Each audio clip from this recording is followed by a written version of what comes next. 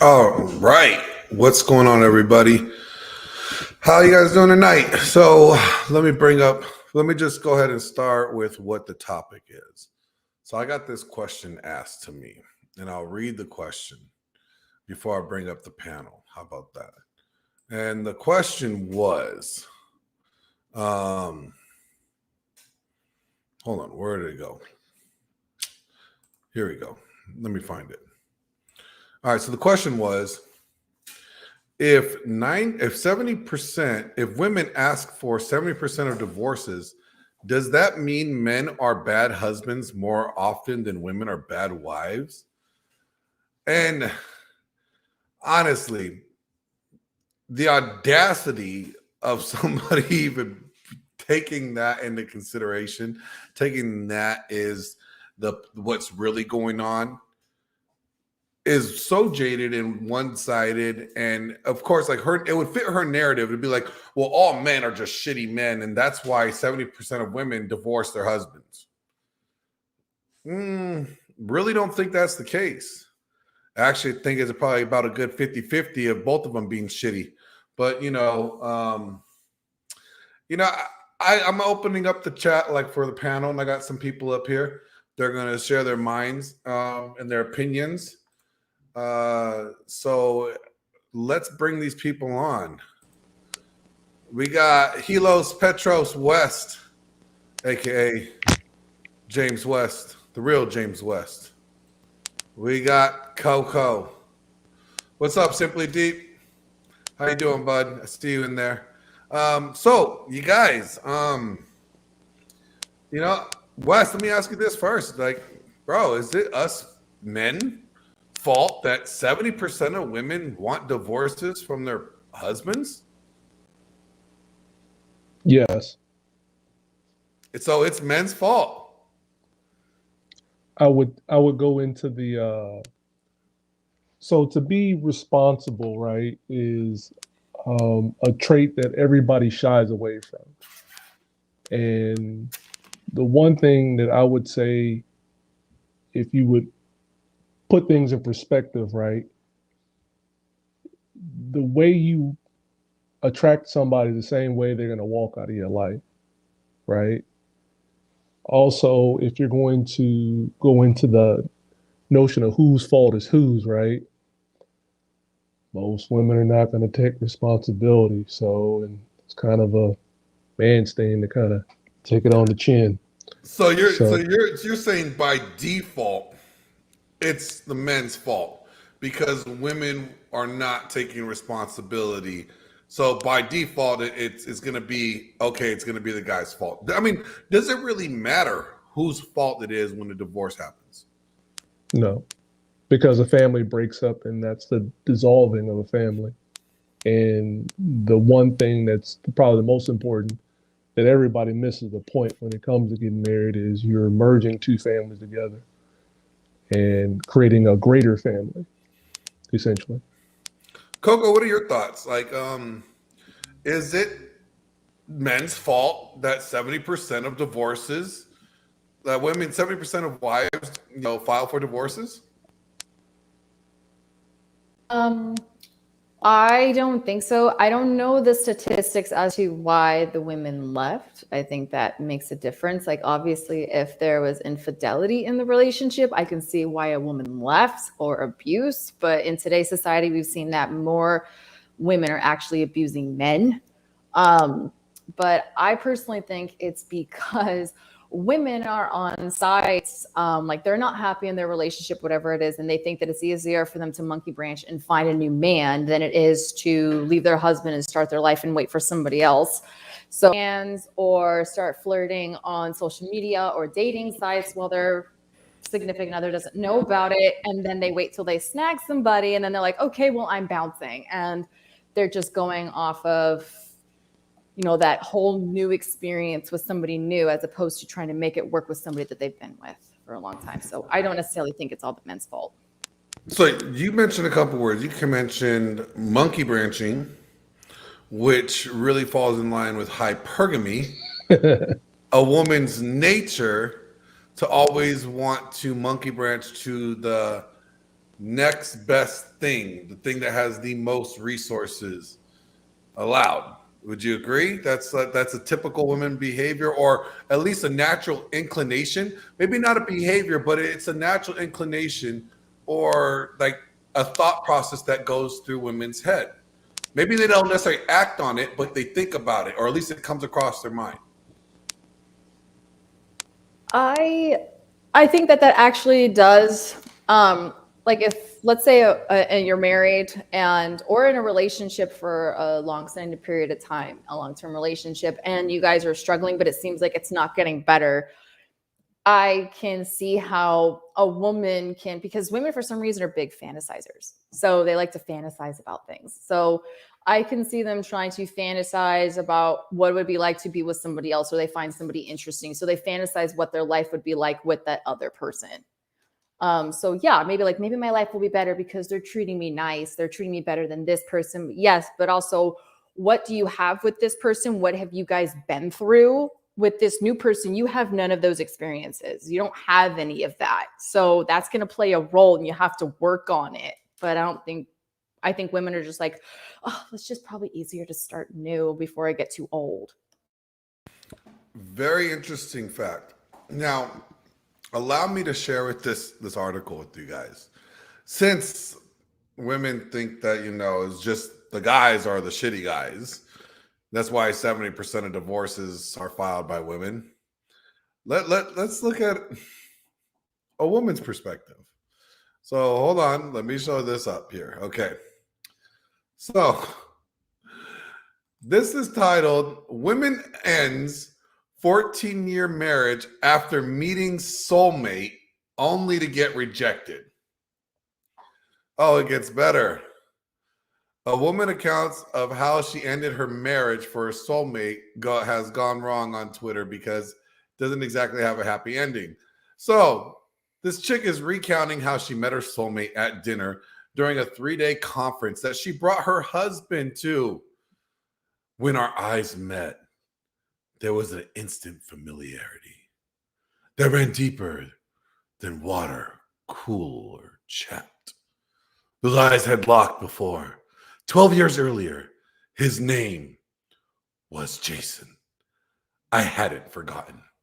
Like, they end up going out for drinks, right? Stayed out late that night because she was having such a good time. Over the course of the evening, my attraction to Jason developed. I soon became aware of his every breath, and I unconsciously mirrored his pace. I caught myself, embarrassingly, looking at his chest through his slim, fitted white evening shirt. Yes, he had a fit, toned, attractive body. But was it his chest I was drawn to? Okay, like Wow, this the woman. theatrics. Like, seriously though, seriously. I mean, it gets bad. Like, so logically, right? And so sounds like a pretty good experience. She clearly thought so too, because after meeting him, she couldn't get him out of her mind. So logically, less than a month after meeting Jason, having no communication with him since that time, she ended a 14-year relationship with her husband.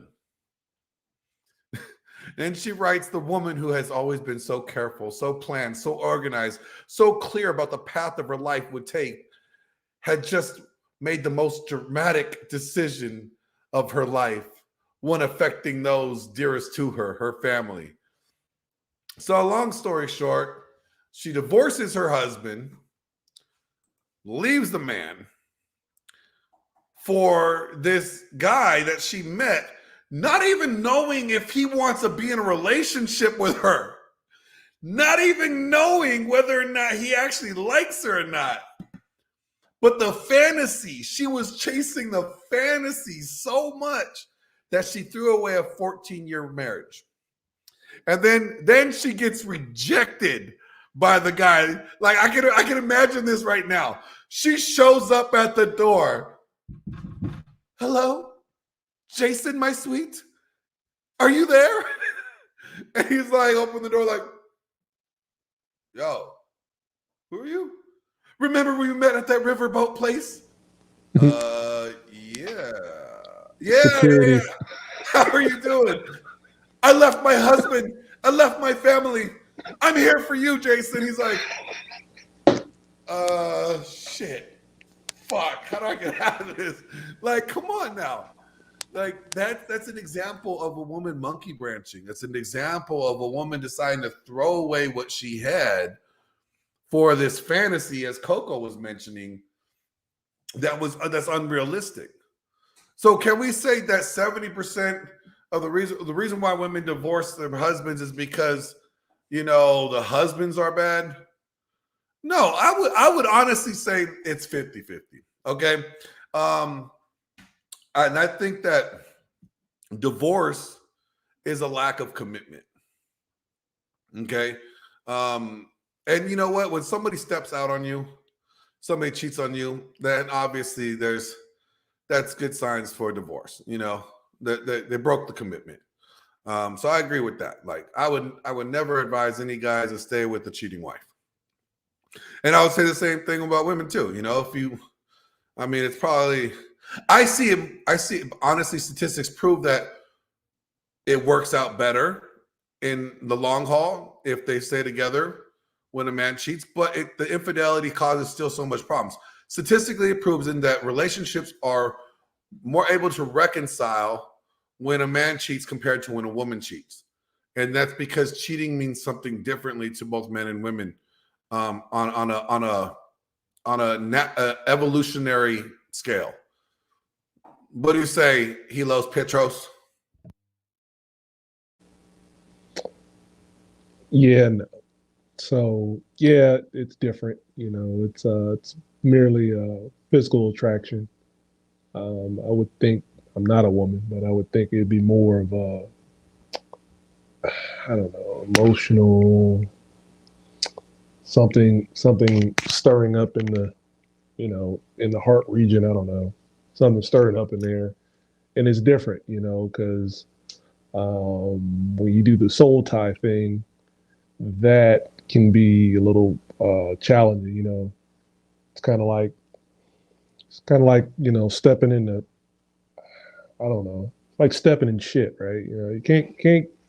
It takes a lot to get it off you. You know what I'm saying? And emotions is something you can't just shake. And I think that's me. But I'm young and I don't know shit. So, but that's pretty much what I think. And it's um, the one thing about connecting with somebody that's not someone you are with all the time. You kind of take on a lot of their problems. So, and I'm not saying it from life experience, but I can see that being a problem when it comes to the opposite sex. That's just my take. So, Coco, here's a question for you. Do you think that women are more opting for divorce now because they have more opportunity than they did in, let's say, the 1950s or the 1940s? That they could earn an income that's equal or even surpassing their spouses, because it shows that now that a lot of women entering in the job forces are actually higher earners than their counterparts. Women are going into more doctorate level degrees and higher profession jobs, while men are still in the more like the blue collar working force area. So women have the opportunity to make more than their husbands. So do you think that the financial freedom that they have promotes most of this divorce? Like they don't have to depend on their husbands for resources. They could acquire it themselves. So they're like, all right, we're jumping ship here. Yes, I definitely think that plays a role in it, but like obviously a big factor, because women typically back then in the 40s and 50s, they stayed home, they take care of the kids.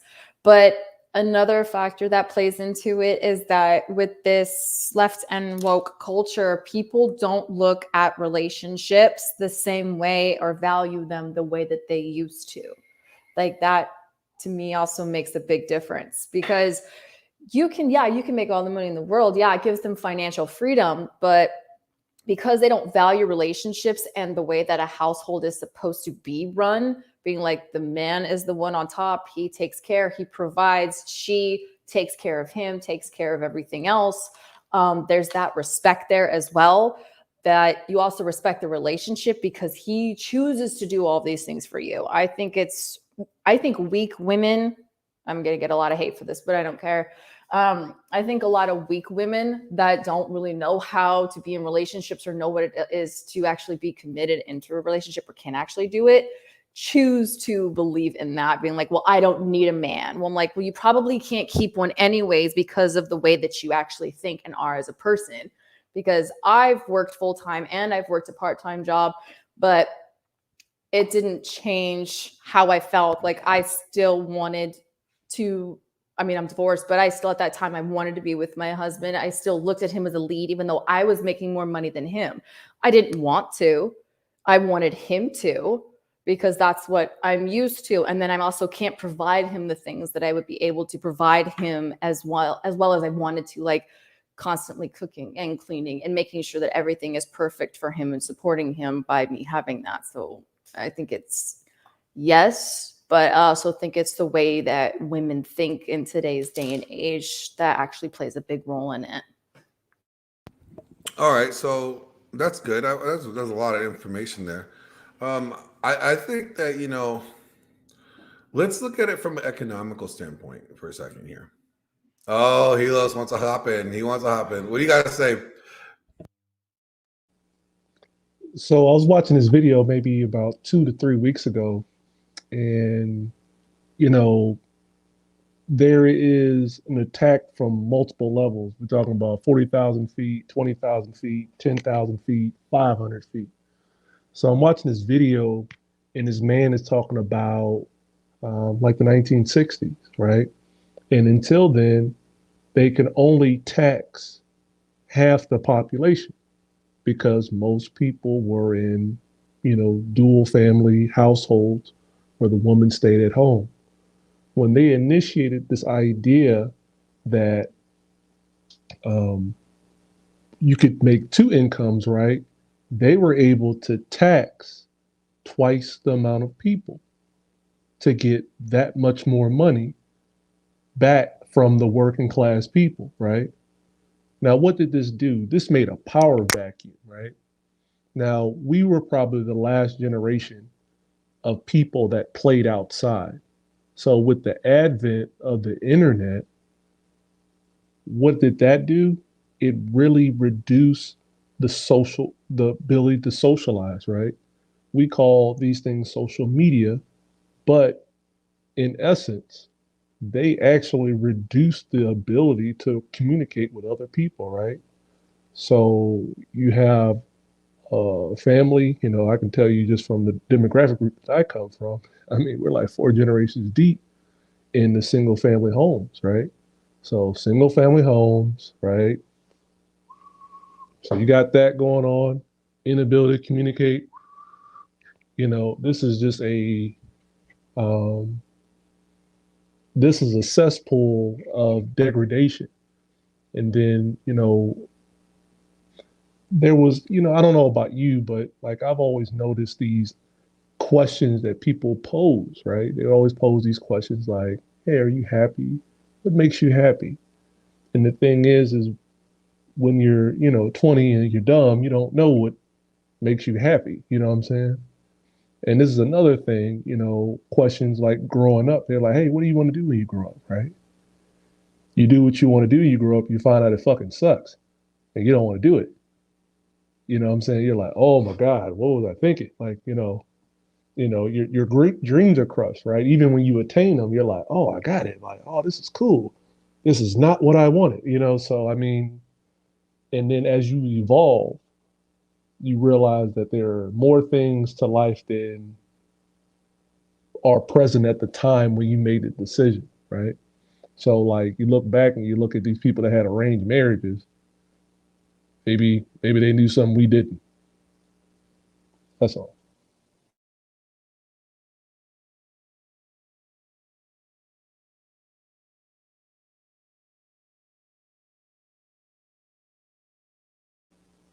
Hey boss, I think you're on mute. I can't hear you.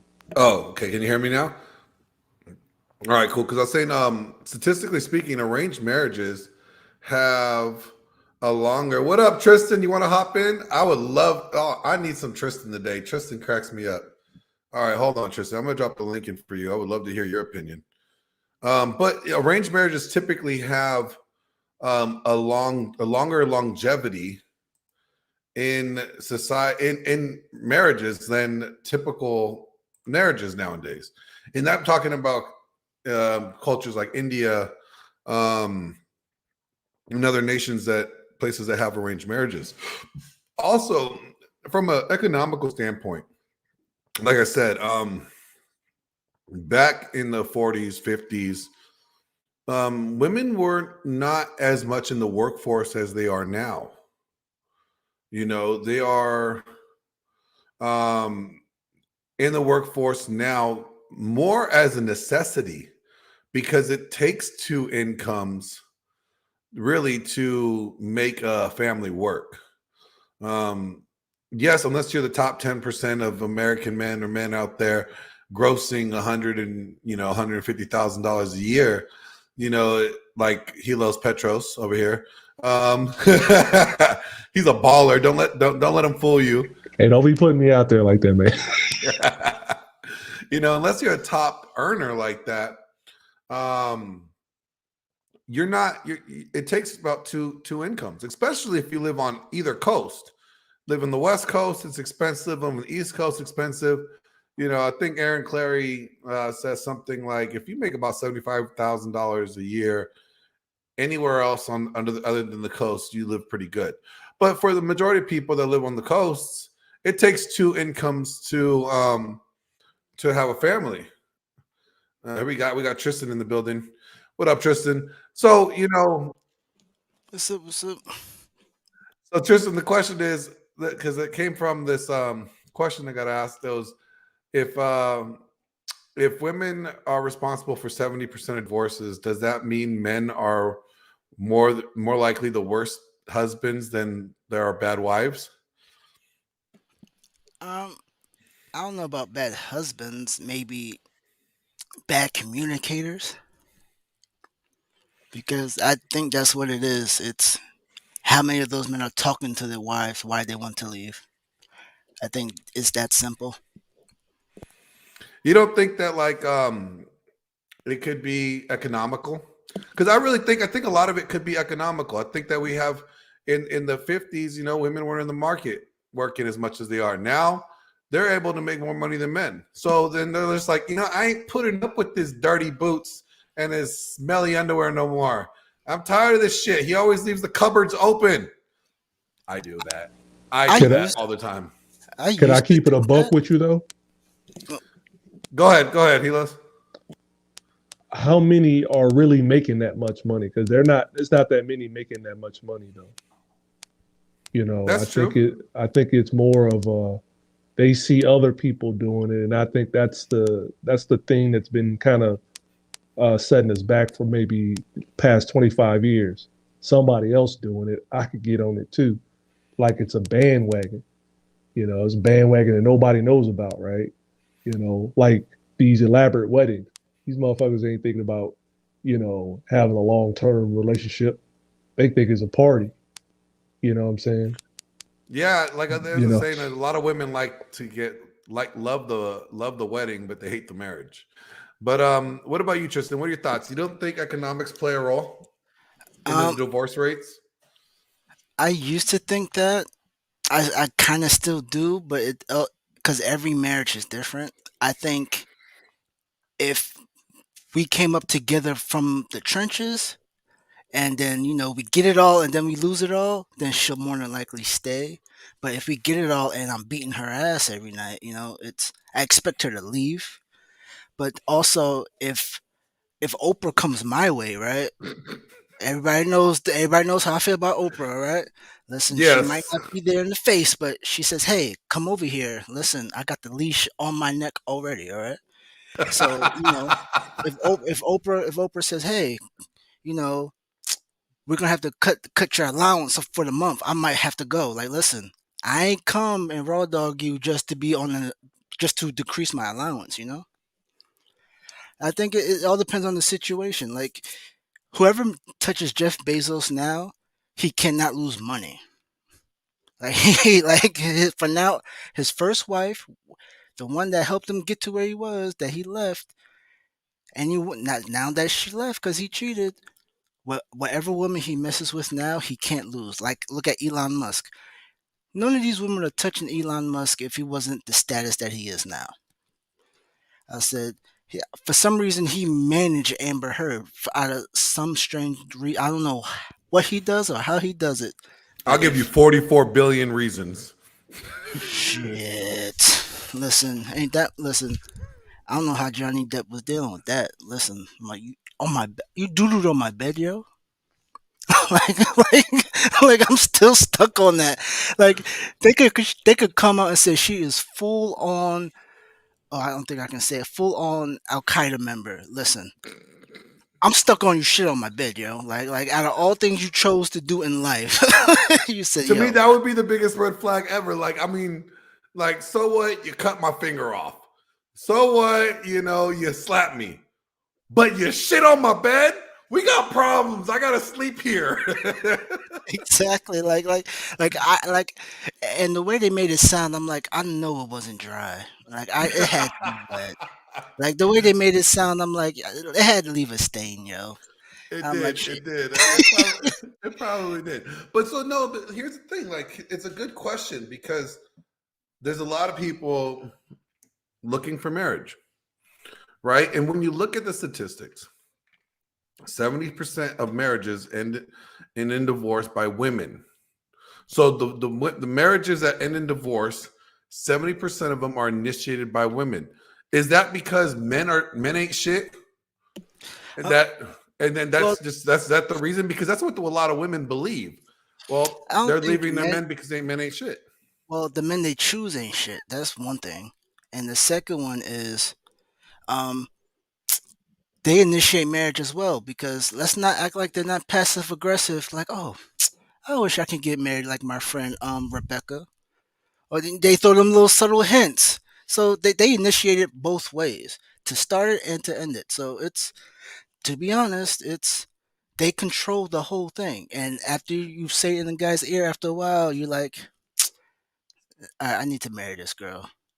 Because there's always a situation that happens where, for some reason, she's there, and all that marriage stuff she was manipulating in your ear, you're like, you are the one for me. No, and she ain't shit. But, that's how it goes. It's, the reality of it is, women, I'm sorry, somebody's calling me. I'm initiated from both ends. And the issue is, women have to understand, like my father told me, if you're going to marry somebody, are you ready for unmet expectations? Nobody has that Ooh, conversation. that's Like, actually a what really happens good if this conversation. guy is a complete bum? And are you willing to stay with this man if he's going to be a complete bum for the rest of his life? Because when you get Mm, married, you think you're going to have a happy life. What happens if it's not happy? that's Uh, true. What do you say, Coco? What about that? Like, do you want to chime in about anything Tristan said? I mean, you're the solo lady on the panel tonight. So, I mean, what do you got to say? Um, well, I totally agree with him. Like, if somebody shit on my bed, I definitely have something to say with it, and that'd be a huge tire red flag. But I yes, I agree that I think that women will try to plant bugs or manipulation tactics, whatever you want to call it, for being like, oh, I wish that I could have a happy marriage like Rebecca, or I want to be married like Rebecca. But um I mean, at the same time though, like, I have been in relationships where like they knew that I wanted to get married because I'm a very old-fashioned girl. I don't like to play house because my dad always told me, he's like, don't play house with anybody because otherwise the guy's going to have the mentality like, why buy the cow when the milk is free? So if a guy really loves you and doesn't want to be with anybody else, he should have no problem marrying you. If he has reservations, then there's no reason like why he shouldn't want to marry you. Obviously, you need to take time to get to know each other. But I don't think a guy typically is just going to be like, oh God, fine, I'll just, you know what, maybe she is the one for me. I mean, we've been together long enough, and why not just do it? Because that's, in all honesty, that always typically ends with people in relationships, male or female, ending up going outside the marriage or getting a divorce anyways, because that's exactly what happened with my ex-husband. I was with the fool for like 7 years before he decided to even marry me. And it's because, again, he grew up, though, like in a family line of never having anybody have a successful marriage. So when you don't see that in your life, especially for a man, I could totally see the fear in him being like, I don't know if I want to do this because I've seen everybody not have a successful marriage. I saw what they went through, what they lost. I don't think that I want to go through that. But like, you still shouldn't just marry somebody because you're like, well, I don't want to lose them, but I don't really want to get married. And he didn't want to lose me because I was like, you know what? I respect the fact if you don't want to get married. If you don't see it the same way that I do, that is completely okay. Like, no harm, no foul. I have no hate towards you, like nothing. But then he didn't want to lose me. So then he actually convinced me that he really wanted to get married. So I was like, really, you do? So I waited a while and we had a long engagement and then we were married for quite a while. But I was like, see, this is exactly what happens when you marry somebody that you feel like you have reservations going into it. So I think it can kind of work both ways. I think guys can manipulate women too in that aspect because they want the woman that they have, but they don't want to lose them because they don't want anybody else to have them at the same point. But there may maybe not be 100% like with both feet in it with the mindset that they need to going into a marriage. Well, let's ask a question here. Here's a question for the panel. Whose fault is it when it comes to the divorce in this country? I mean, it's damn near 50% relationships end in divorce. I mean, you have one side of the spectrum. Men ain't shit. Men are just dogs. Men don't do nothing. They never listen. They never, blah, blah, blah. And then you have the other side. They're like, women ain't shit. They don't listen. They don't submit. They don't, act right. They don't put out, so really, whose fault is it? Helos.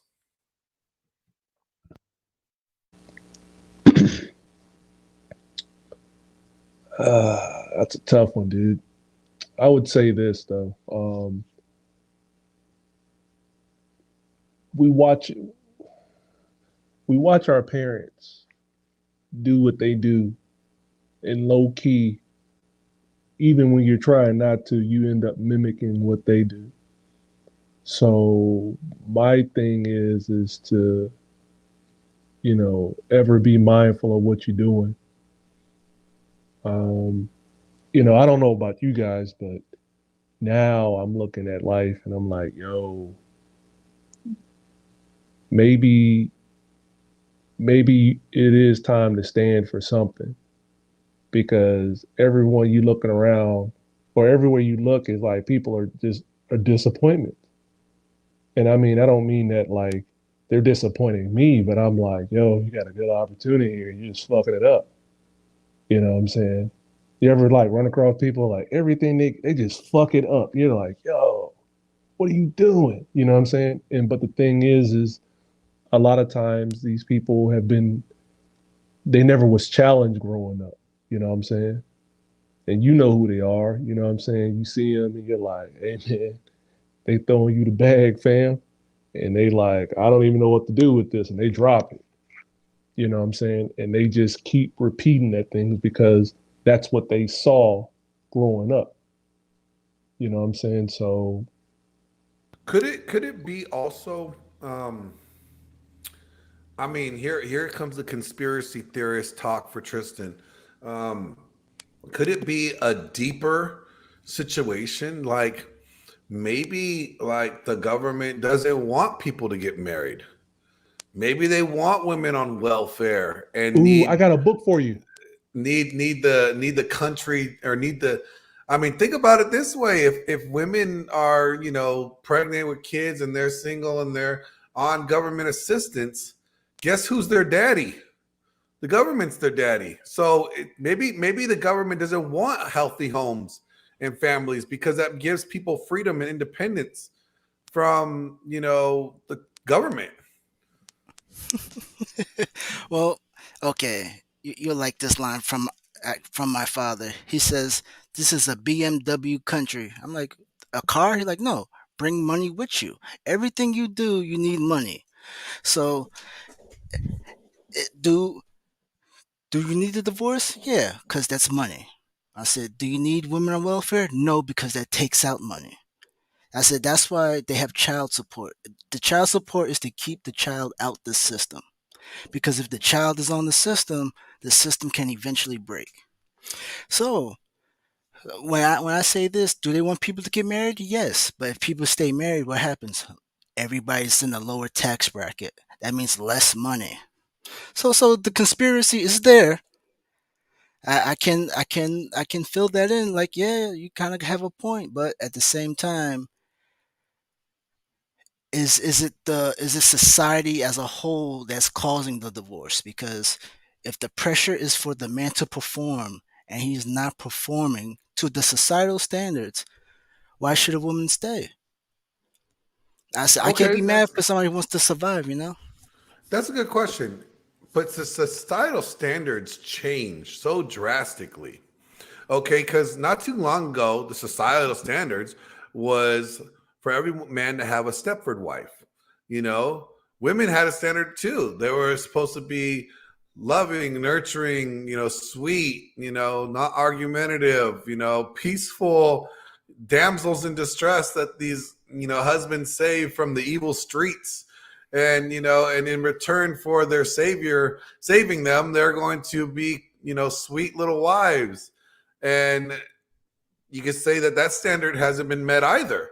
So, I mean, and that was a societal standard. But then you got the women's right movement saying, fuck that shit. We don't want that. We ain't gonna cook for you no more. We ain't doing your laundry no more.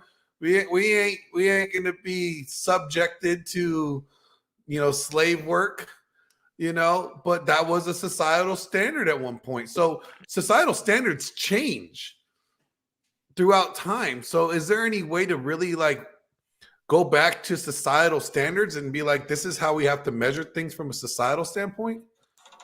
But we have to say, has it always been like that, or is it now just being recorded now? Because every time you talk to your grandparents, they'll sit there and say, "Listen, your grandfather put me through some shit." Right? But when you have the real conversation with the grandmother, they be like, "Listen, your grandfather was wild." And especially when the grandfather was a trucker, because my grandfather had like over 20 kids. Damn, your grandpapa was a Rolling Stone. Man, man, listen, wherever he turned that key and when he took it out the ignition, that was his home. That's where he was at. Okay. So it was one of those things. Is it right? We'll say it's a societal point, but has the point ever changed? I said, because it's just being recorded now, and like, I hate to say this, but like the whole police brutality thing, right? We've always said this, but people didn't say it until it was caught on camera. That's how it is. So it's like, has it always? Because let's not act like we have evolved. The only thing that has evolved is technology for us. I said, and maybe better tattoo artists, probably at this point in time. Hey, you know Because what? I saw this light up tattoo, like this type of ink that you put in tattoo gun. Now yep, I'm on a tangent. That lights up, that literally lights up on camera. It starts doing this weird thing. It's crazy. But Hilos Petros, you actually said something earlier in our conversation that was really profound. And I want Coco to actually hear it from you and then give her perspective. You said something along the lines is like there's a lot of movement, not a lot of progress, or something like that. Can you elaborate more on that? Oh yeah. So the the idea was that there's so much going on in the world that people call it progress, but it's only movement. And you know, once this movement stops, people are gonna have to stand in their shit because it's gonna reek.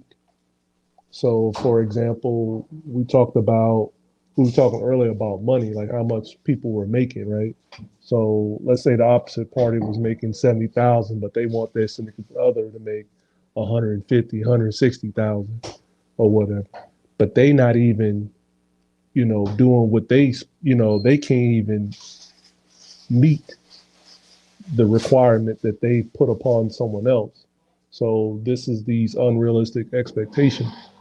Another thing is you break up the family, you get in a check, but the most important thing is the time that's put into the children. You know what I'm saying?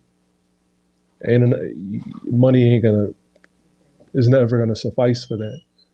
But we having this idea that you know I even have to check family members. They were like, oh, you gotta do it like how the white folks do it. They're like, hey man, hey, them days is over with. We can't move like that. We got to move, with it's a follower mentality, right? Like everybody has something that's put inside of them. You know what I'm saying? And it's in you. You know what I'm saying? You can't copy that. You know what I'm saying? To have the best circumstances for you, it's already in you, and you already know what you got to do. You know what Yeah. I'm saying? So when it comes to movement versus progress, then I want to flip this question to Coco here. The women's rights movement. Oh, we got Mark Daniels in the building, Mr. Mark Inspiration. Hey, what's up? What's going on, Mark? So we're Go we're ahead. posing the question of because I got a question that said that if women are 70% of the ones initiating divorce, does that mean that there's more bad men, husbands, than there is bad wives? And real quick, before I get your perspective on it, Helos Petros mentioned about there's a lot of movement, but not necessarily a lot of progress going on. And movement and progress are really different. And I was going to ask the question to Coco, since she's the woman on the panel. Does the women's right movement or this, feminist movement really bringing any progress, or is it just a bunch of movement causing disruption? I personally think that it's not all of them, but I think it's just a lot of women yapping. And I don't really see it making any progress. I actually think what it does is it causes more destruction than anything else. There's better ways to do that. And first place that you should actually do that is with inside your own home and your own personal relationships.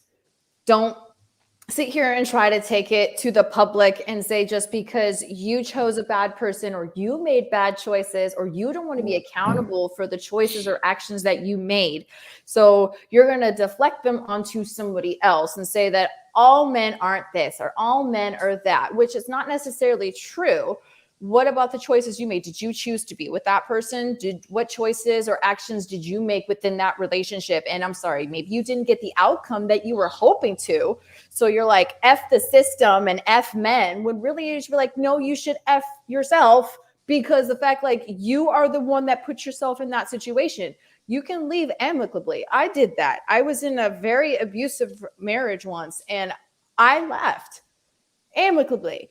Didn't say anything. I don't say all men aren't shit because it's not true. Like, women are more emotional creatures and we choose sometimes to stay in a relationship or in a situation that we shouldn't based off of emotion instead of facts, and leaving and realizing like, okay, well, you know what? That was my bad. I already saw the signs, this and this happened. That doesn't mean you need to go outside in public to try to toxify everybody else's opinion. Keep that to yourself. That's a good opinion, Mark. So since divorce is initiated 70% by women, does that mean that 70% of those that are married these women are married to shitheads, because I mean, I hear this a lot. Like, and there's a meme out there. It's kind of funny. It goes like, the woman's always right. We got to believe all women, right? And they're always right. You got to believe all women. But for some reason, the guy they pick is wrong. But they're always right. So is it that they just don't know how to pick the right one when they're always right? Or is it a little something else? What are your thoughts on this? Well, I think the 70%, can you hear me okay? We good on the sound? Yeah, you're good. You're good. Okay. 70% divorce rate initiated by women is brought about by, it's somewhat lucrative for women to divorce a man in some situations. It's also more accepted. Years ago, it was shameful to be divorced. And there's no fault of it. It doesn't matter what either partner does now. And if the woman leaves and they have a house together, almost guaranteed she'll get the house plus the kids, child support, and she can get state aid if she needs it. And it's almost, well, you've heard of divorce parties. So I think it's the social acceptance of it has a lot to do with it. It's not looked at as so much of a failure. I don't think it's that women are bad, but like you were saying, we need to look at ourselves. I mean, here, I'm a guy that's been married and divorced 4 times. So do I want to blame the women? No, but that's the norm. Okay. I can see now the first marriage I was drinking and running around. I was a bad husband, straight up. Okay. The last 3 marriages now, they all 3 run around on me. A little bit of karma there.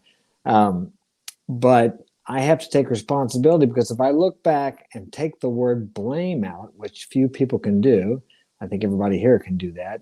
I realized that I became complacent in leading the relationship.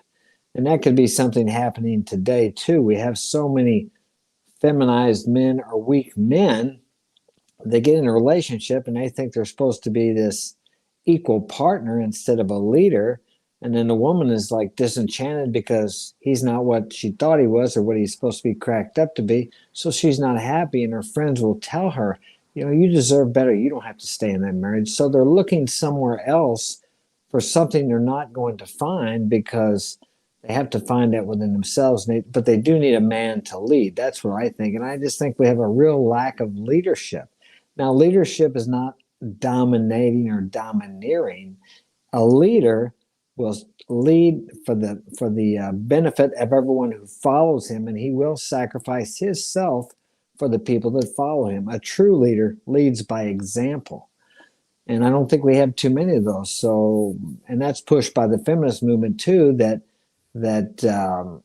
we're all equal partners. We're equal, and I think we're all equal in the eyes of God or whatever you believe in. But biologically and physically, emotionally, spiritually, all that, we're not equal. There are times when a man needs to override his emotions with logic, where many times a woman is not able to do that. I mean, I don't know about you guys, but I've been with women, and during their time of the month, a lot of times they would be yelling at me saying, don't pay any attention to me. You know how I am when I'm on my days, they say. So they have those times of the month, and then when they're pregnant and postpartum, many of those times where it's very difficult for them to stabilize their emotions, and that's where the man comes in. He needs to be strong enough to be the rock, the mountain for someone they can lean on during those emotional storms. If that makes any sense. Yeah, that makes perfect sense. It's funny. I read a meme today by this like bald-headed, dominatrix master named Coach Justin that said, if something about you don't need to yell, if you're yelling or if you're forcing or if you're trying to control or something like that, if you can't do it with the whisper, then you're not in control. Mm-hmm. And I found that really, inspiring here, because I think maybe some of these out of these 70% of divorces that women initiate, maybe it's because men are not leading. Maybe it's the fact that they are saying, hey, let's all be equal. And men are not leading these relationships. And maybe it's natural for women that want to find a man that actually leads them. and not look for an equal partner. I think on paper it sounds great that like, oh yeah, I want an equal partner, that equal opinion, equal power or whatever. But I don't think they really want that because that comes equal responsibility. What do you say, Coach Justin? Welcome to the panel. Sorry, I didn't realize I was muted. Yeah, what's going on, everybody? How you doing? I'm doing well. Yeah, it's fucking hot as hell in New York right now. It's like 90 degrees at fucking 10:30 at night. But anyways, yeah, man, the that like equality thing, I think that comes from a feeling, right? Because I mean, you know, women want they want a variety of feelings. They don't want to just kind of like feel one certain way all the time, and it's just bland, it's boring, it's not exciting. And I think that desire for like, okay, let's be part of this whole thing, I think that's a desire to have a certain variety of feelings. And I think it gets misconstrued by a lot of guys because you can still lead while still being inclusive, right? Because that's another problem that I think dudes think they're like, oh, well, if I'm the leader, then that means what I say goes, and there's no other fucking suggestions, and here's the fucking law. And it's like, yeah, well, sometimes. And I've seen that in some dynamics in very specific scenarios, right? Where basically you have a master and a slave, and that's not a common relationship, and it takes a lot of fucking work, okay? But in your regular relationship dynamics, it's like guys think that like, oh yeah, no, that's not how it goes. You can be a leader and you take in suggestions, because if you look at like, say, the military, the general doesn't know fucking everything. He can't. But his role is he's got everyone's best interest in mind. He's got the mission, right? That's the priority. Following his superiors and making sure nobody dies. But he doesn't know what the intelligence officer knows. That's why he has an intelligence officer. Like, so he's kind of using the people around him to make the best decisions and things like that. It's not like whatever I fucking say goes and that's it, right? Because I don't think anyone can really carry that burden. Like that's a burden that I don't think any man really wants to take on. It's just too much. Plus having a job, and if you got kids too, fuck. Like, you need the input from a woman that you trust, with judgment that you trust, right? Now, here's a question for Tristan. Actually, the whole panel. Here's the whole panel. We'd love to hear your opinion on this. Is it the fact that women want the role of leaders but don't want the responsibility? Or is it that men are so easily willing to give up that leadership role because they don't want the responsibility is the problem? Because I can see it both ways. I can see that over domineering women trying to be the leaders, and then when shit falls apart, they always say like, well, the husband ain't shit. The husband ain't doing right, but I also see when men not wanting to take that leadership role and constantly deferring, decisions upon the wife, and then throw it back in the wife's face when it doesn't work out. It's like, well, you decided to do this, like, is it a little bit of both, or is it one or the other? What do you say, Tristan? I know you want to marry Oprah, but Well, to me, I think it's both, because let's be honest, women will sit there and say they want to lead. Then my father like this, he'll tell my stepmom, okay. 5 minutes later, she comes back. She's like, I don't want to do this bullshit no more. So that's how it's going to go. You know what I'm saying? It's they don't want to, but also I think it's an American issue, because we have a lot of men where they're like this, law this, pronoun this, that, and a man is like, okay, I don't know what I want to do or what I can do, so F it. Instead of just saying, listen, you're either a he or a she. Pick one, and that's what I'm gonna go with. We don't care what you identify as, but out of those two, that's where I'll call you. I'm not gonna do this third one. It's just you have to stand firm on your grounds as a man. And a lot of these, and also these participation trophies. What the fuck is that? That's another issue. Like, you lost, but here you get a first place trophy. I never noticed that in my life. Like, a loser's a loser. That's how I've always been raised. I said I think you lose participation until you win. trophies are something that women put into sports. No, Glenn, how old are you? You seem to be like around the same age. I mean, Mark, you probably know this. I'm 38. I mean, Oh, I'll okay, be yeah, I'm 38 this year. 44. So it's like that started happening in the 80s. Yeah. Okay, because I remember being on the soccer team, and there's like that big banquet at the end of the year and all this stuff, and they hand out trophies and coaches are talking and all that. And I remember when the whole participation trophy thing began, and like I busted my ass, and everybody knew the kids who sat bench. Like they couldn't run, they couldn't listen, they couldn't think, like whatever, they just couldn't play. And I remember seeing them getting trophies, like walking up and all coming back all smiley. Granted, they were smaller than everyone else's, but they still got one. It was still made of that gold plastic and had a little bit of marble base. And Yeah. I'm sitting there going, I killed my fucking shit this year. And that little fuck who sat bench got a trophy too. And Well, I here's a question wanted to from that. strangle them. I wanted to strangle them. Here's a question from that. Is it that women want leadership roles as more like a participation trophy than actually take the responsibility of earning that trophy? What do you think, Coco? Like, in the sense of relationship wise, like they want women, not all women, but a lot of these modern day women are pushing for control of the relationship, and it's like they want the trophy of having control, but not do the work to actually get the trophy. I think that I could agree in that, because maybe some of these women, the way that they think that way is because they were with a man that was the not right kind of dominant. He was more of the controlling as opposed to being in control, which is a huge difference.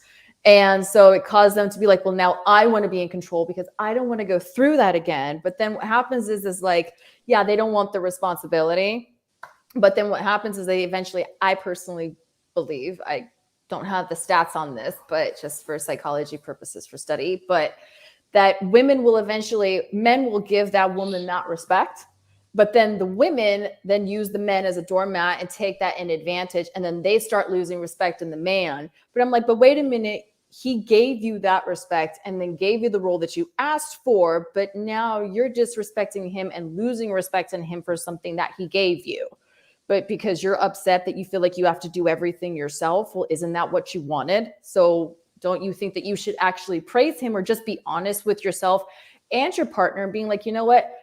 I appreciate you actually letting me trying to take the reins on this, but you know what? This is actually more than I can actually bear.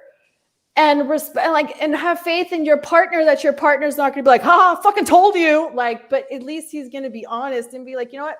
I appreciate that. So would you like me to take the reins back? You know what? I would love it, but I would still like to have a say in things. Like, could you confide in me with them and work from there?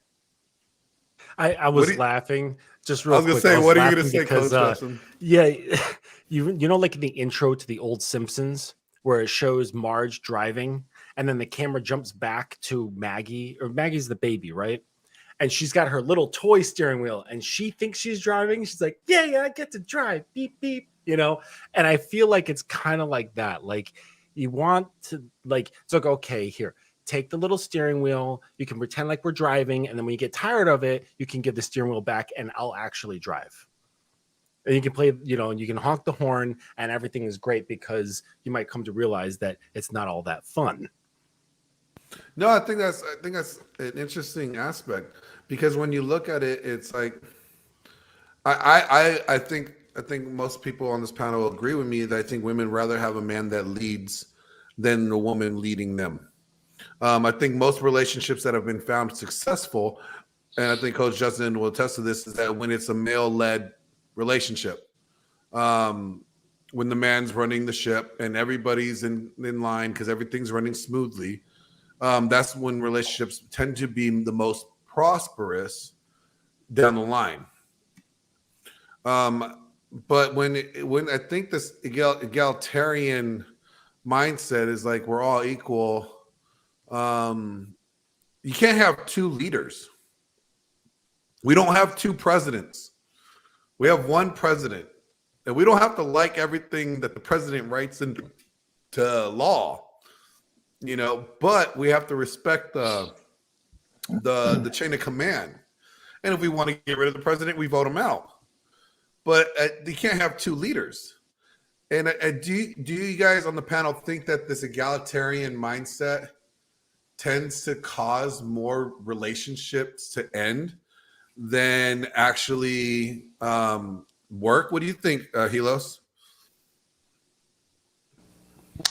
One of the most recent articles I saw on egalitarianism was out of Sweden, and the Scandinavians in Sweden, I guess apparently are not procreating anymore since it's got so out of hand, and they're actually wanting to pay men to get into relationships with women. That's how much? absurd.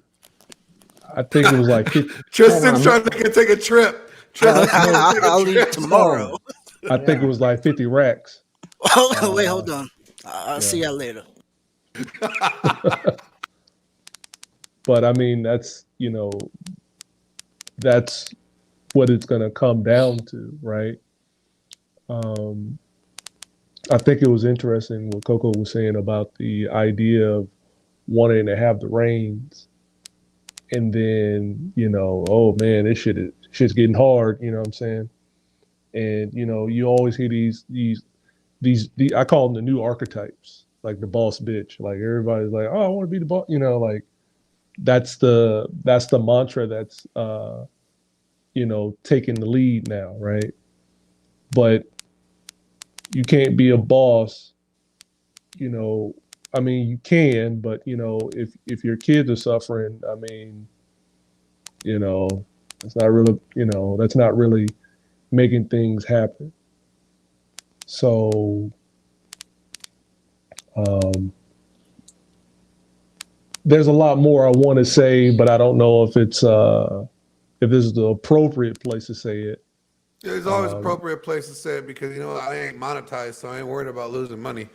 No. I'm just saying I don't want us all get banned on this motherfucker because I say something too wild. But just going from my demographic group, what I'm saying is that you have to understand that there's a meeting, there's a common ground that everybody has to meet on, right? And if you want the absolute advantage, right, which a lot of people do, both sides, right, they're trying to get the absolute advantage. And you get to a point where your absolute advantage is so absurd, nobody even wants to play anymore. Mm-hmm. You know what I'm saying? And that's what I'm saying with the egalitarianism. It on paper, it looks like they're equal. But the thing is, well, if I got to do all this, well, why am I even doing this? I could be by myself. You know what I'm saying? And a lot of people are opting out. So I would, I mean, I don't know how you can get the masses to understand this, and maybe this is not something designed for the masses, because most people, right, if you're not willing to try to change something yourself to make your life optimally better, you are choosing essentially to be a slave to circumstances. So, I mean, most of us here on the panel, I mean, obviously we're not going with that mantra, but there's a lot of people that do. And the unfortunate thing is they'll blame it on everything else but themselves. Here's another thought process here. When it comes to relationships nowadays, we in our culture we tend to treat relationships like fast food. You like Taco Bell, you go to Taco Bell real quick. Oh, you get tired of Taco Bell, there's Del Taco. It's like it's nothing. The preparation for relationships is not like it is when you cook a home cooked meal where you're preparing the meat, you're seasoning it, you're letting it sit, you're cooking the sides, you're cooking the gravy. Like there's a lot of time invested in preparing a good meal. I mean, I know Coco knows because when she makes my steak, the steak's amazing and it's not fast food, but are we looking at, is our society look at relationships that like it's that convenient? And is it because we don't have the real value for the relationships no more? That's why we're seeing this increase of divorce. What do you think, Mark? I don't think we have the level of commitment we used to have, and we're so much into the feels before reals. As most of you know, if you've had a long-term relationship, I've had quite a few, uh, you feel like you're in love for about the first 6 months after you move in together, and after that, the real love starts. And I think this feeling is pushed so much, especially on the females, that if you don't feel like you love him, well, you're not always going to feel like you love him. That is like, I think in Spanish, it's enamorado. It's the in love. It's the infatuation. When that wears off, that's when the real love starts. When the man gets up, he goes to work, he does what he's supposed to do. He mows the yard, he brings home the pay. If she's staying home, he provides and protects his family. He may not feel like it for days or maybe even months at a time, as where he did in the first 6 months. And then you have the woman, all of a sudden she's bored in a relationship. She doesn't feel that love like she used to feel. But that is not what real love is. I say the real love is a verb. It's an action. It's not a feeling. That's infatuation. And our society is focused so much on feels before reals. I think that has as much to do with it as anything. They become disenchanted because I just don't feel like I love him anymore. It has nothing to do with it. What do you say, Coach? Like, you come like you counsel a lot of men, and you're out there fixing relationships, helping men in relationships, helping men, repair their relationships or find better relationships. Like, do you see the feels before reels really, as Mark's saying, really playing a factor? And even from the male standpoint, are you getting more men coming in with feels before reels? Oh, yeah, absolutely. But just really quick, I want to address what you had mentioned about this lack of commitment, right? And it's very much related to, I mean, this is all wrapped together, but it's a lack of leadership, right? Mm-hmm. And the thing is that when I feel like guys have lost sight of long-term vision. Like they don't have binoculars anymore. Yeah. They're all nearsighted. They're using microscopes. Yeah. And it's like you're for real too, because they're like getting into granular details about like how they feel about one little particular issue, blow it the fuck up on social media, even though they're an extreme minority, and then like ruin somebody's career or some shit like that. You know what I mean? And it's like you're like one of billions. It's like that is really short-sighted, right? That's not being a leader. When you have that in you, you're thinking about, okay, what is my vision? What do I want to see for my life? And then from that, you reverse engineer shit. And then you end up holding yourself to certain standards. And then the woman that comes into your life has to be held to the same standards. Like everybody's held to the same standard, right? And it's like what you were saying about the president, like not everybody's going to like it. It's like the laws of the state. It's like, hey, the taxes are paid like this.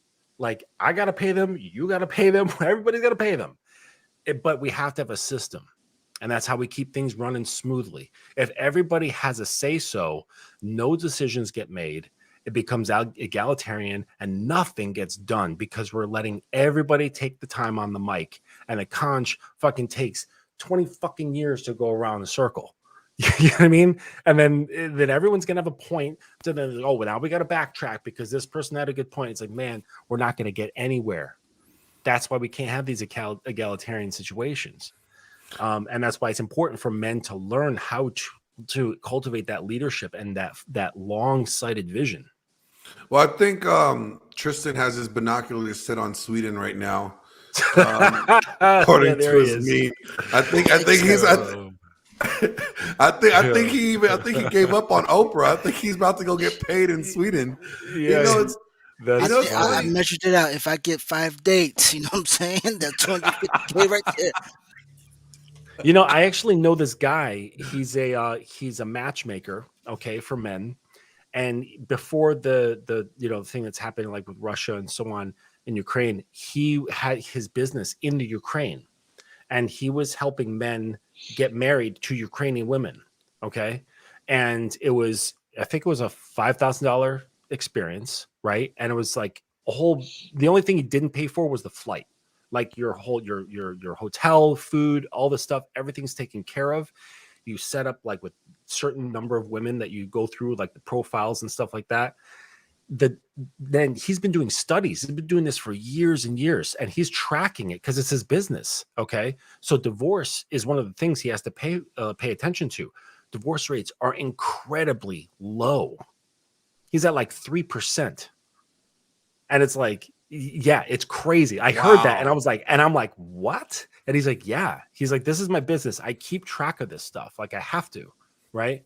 And since the thing has been going on over there, like he's had to shift, and now he's doing the same business model, but he's in Romania now. He's like, Ukraine is not working. No, he's in Southeast Asia. He's like in like Thailand and that area. But yeah, I read that. I was like, holy shit, dude.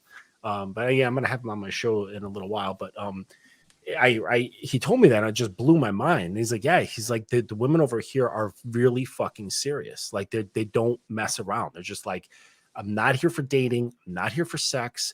I just want to start my family and get rocking and rolling on this planet. Wow, that's a different. I mean, that's a huge cultural difference. Yeah. A friend of mine. I'm sure you guys all know Paul Apex from Apex Mindset. A buddy of mine, he's came out with this article about bonobos, right? Yeah. And the bonobo, if you guys know about that, the bonobos. Yeah, their whole society is based around fucking. Yes, they are. What happened? Tristan, I got your attention now. I need to leave the country. Is this in America? Unless you're into fucking monkeys, dude. Yeah, bonobos are a species of like apes or something like that. They're like monkeys. Oh damn! But here it's really interesting. Is like bonobos is not like the chimpanzee is like you have the alpha chimp, and he's the one. All the alphas are the ones that are banging all the girls. In the bonobos tribe, there's no alpha male or beta males. There's breeders and non-breeders. And the women dictate whether or not who they, get with. And in a weird sense, I'm starting to see a comparison between the bonobos tribes and the Western, culture when it comes to relationships and with women. What would you guys say to that? I mean, Tristan, I'm sure you're all for it, but what do you guys say? I can see that's a really, really good comparison. I like that. Everybody know I got the joke, so I'll be fine. Okay. Yeah. Listen, I'll laugh my way out her drawers. All right. I'm perfectly fine with that. I'll make a comment on the Ukrainian women. I've been over there. I was back there when they had the last war, but it wasn't as bad as this one. But I travel a lot out of the country. I don't date anybody here in the U.S. I know there sure are a few good women around here, but we have a system of illusions, I believe, here in the U.S. We have created, the men have, and society, an illusion that women don't need men. And they don't need them directly because of the welfare systems, the safety nets. They don't have those in other countries. Last time I was in Ukraine, I took like 3 or 4 girls out to dinner or lunch. We were talking, and they worked. They went to school, and they went to the gym, and they shared an apartment with another woman. These were women about 25, 26, 27, 30 years old. I told them, I said, you don't have to work in the States. They didn't understand that concept, but you really don't. If you can get pregnant, go down and sign up for welfare. They have housing programs. They have college programs. They don't understand that in other countries because they don't have that safety net. But here we have set up such wonderful systems, I guess, they're kind of coming back to haunt us, that a woman doesn't need a man directly. But let the systems fall apart, then they would be begging for real men like women in these other countries are. Obviously, the 3% divorce rate, that tells you something about their idea about how useful or how needed a man is in their life. Mm-hmm. It's funny. That brings up a conversation I had with Haran DeMarco. What's up, bro? What's going on, bro? him and I were talking about a lot of these problems, and he said a really interesting point. He told me it's the men's fault. We built these laws. We Yeah. put this welfare system in place. Right. We made it to where women get the children 90% of the time after divorce. We Right. made these laws. So is it really just all falls on us? Is it the laws that we made now backfiring on us, Haran? Well, I'll use this metaphor right here. If you build a good enough car, who needs a mechanic? If you understand what I mean. Yeah. If you and men have done such a great job of building a very safe world, a very convenient world, a very efficient world, where we kind of really pushed ourselves a little bit closer toward obsolescence. Now, a clear antithesis of that was about two years of the pandemic. When we were going through the pandemic, and life was real uncertain for a lot of people. I mean, a lot of these women weren't talking that 50-50 shit. I mean, a lot of these women were running into the arms of toxic masculinity like a motherfucker.